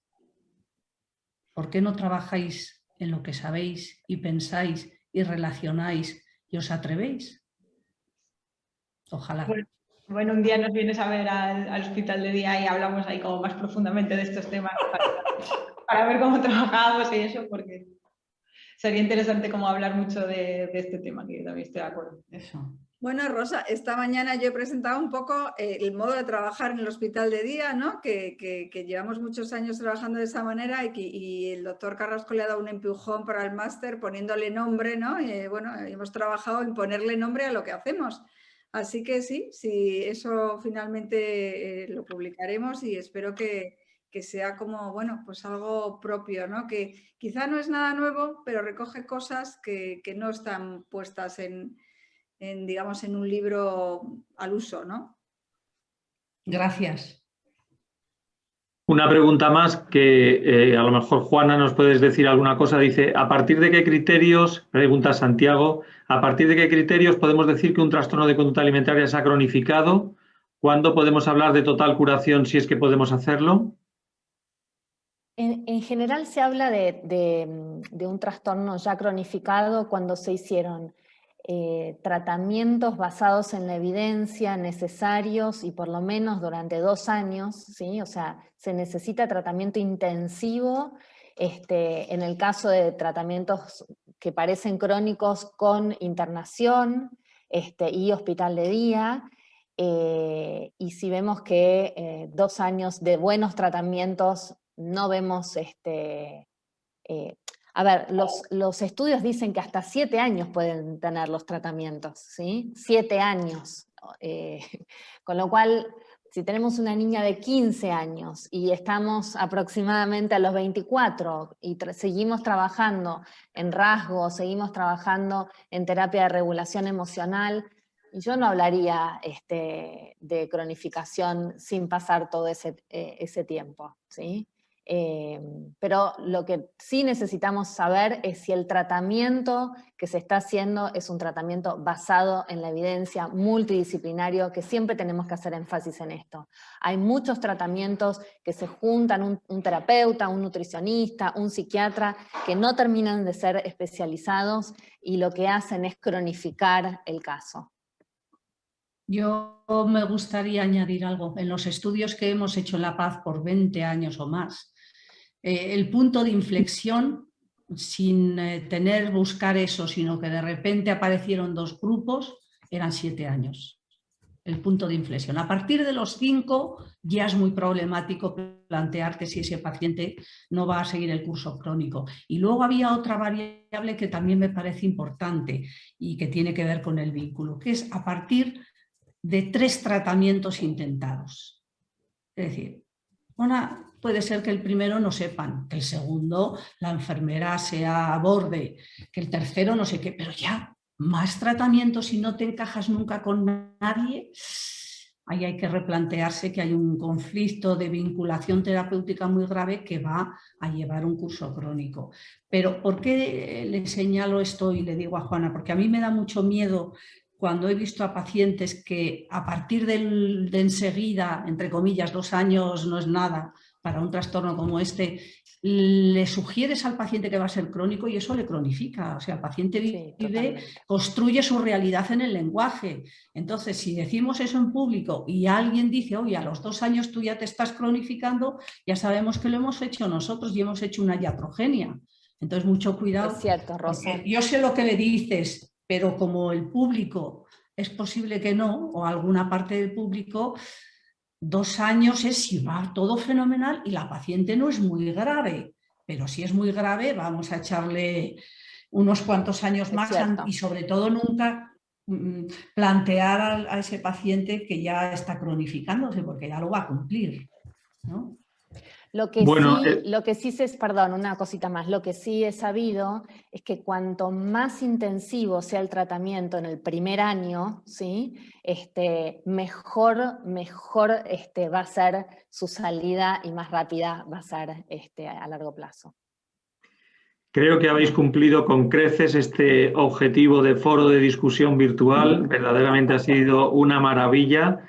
Y una maravilla ser el moderador de esta mesa. Os lo agradezco mucho a las 4 ponentes, a Marina y a todos los que habéis planteado las preguntas. Y terminamos puntualmente para que también la siguiente mesa pueda empezar puntualmente.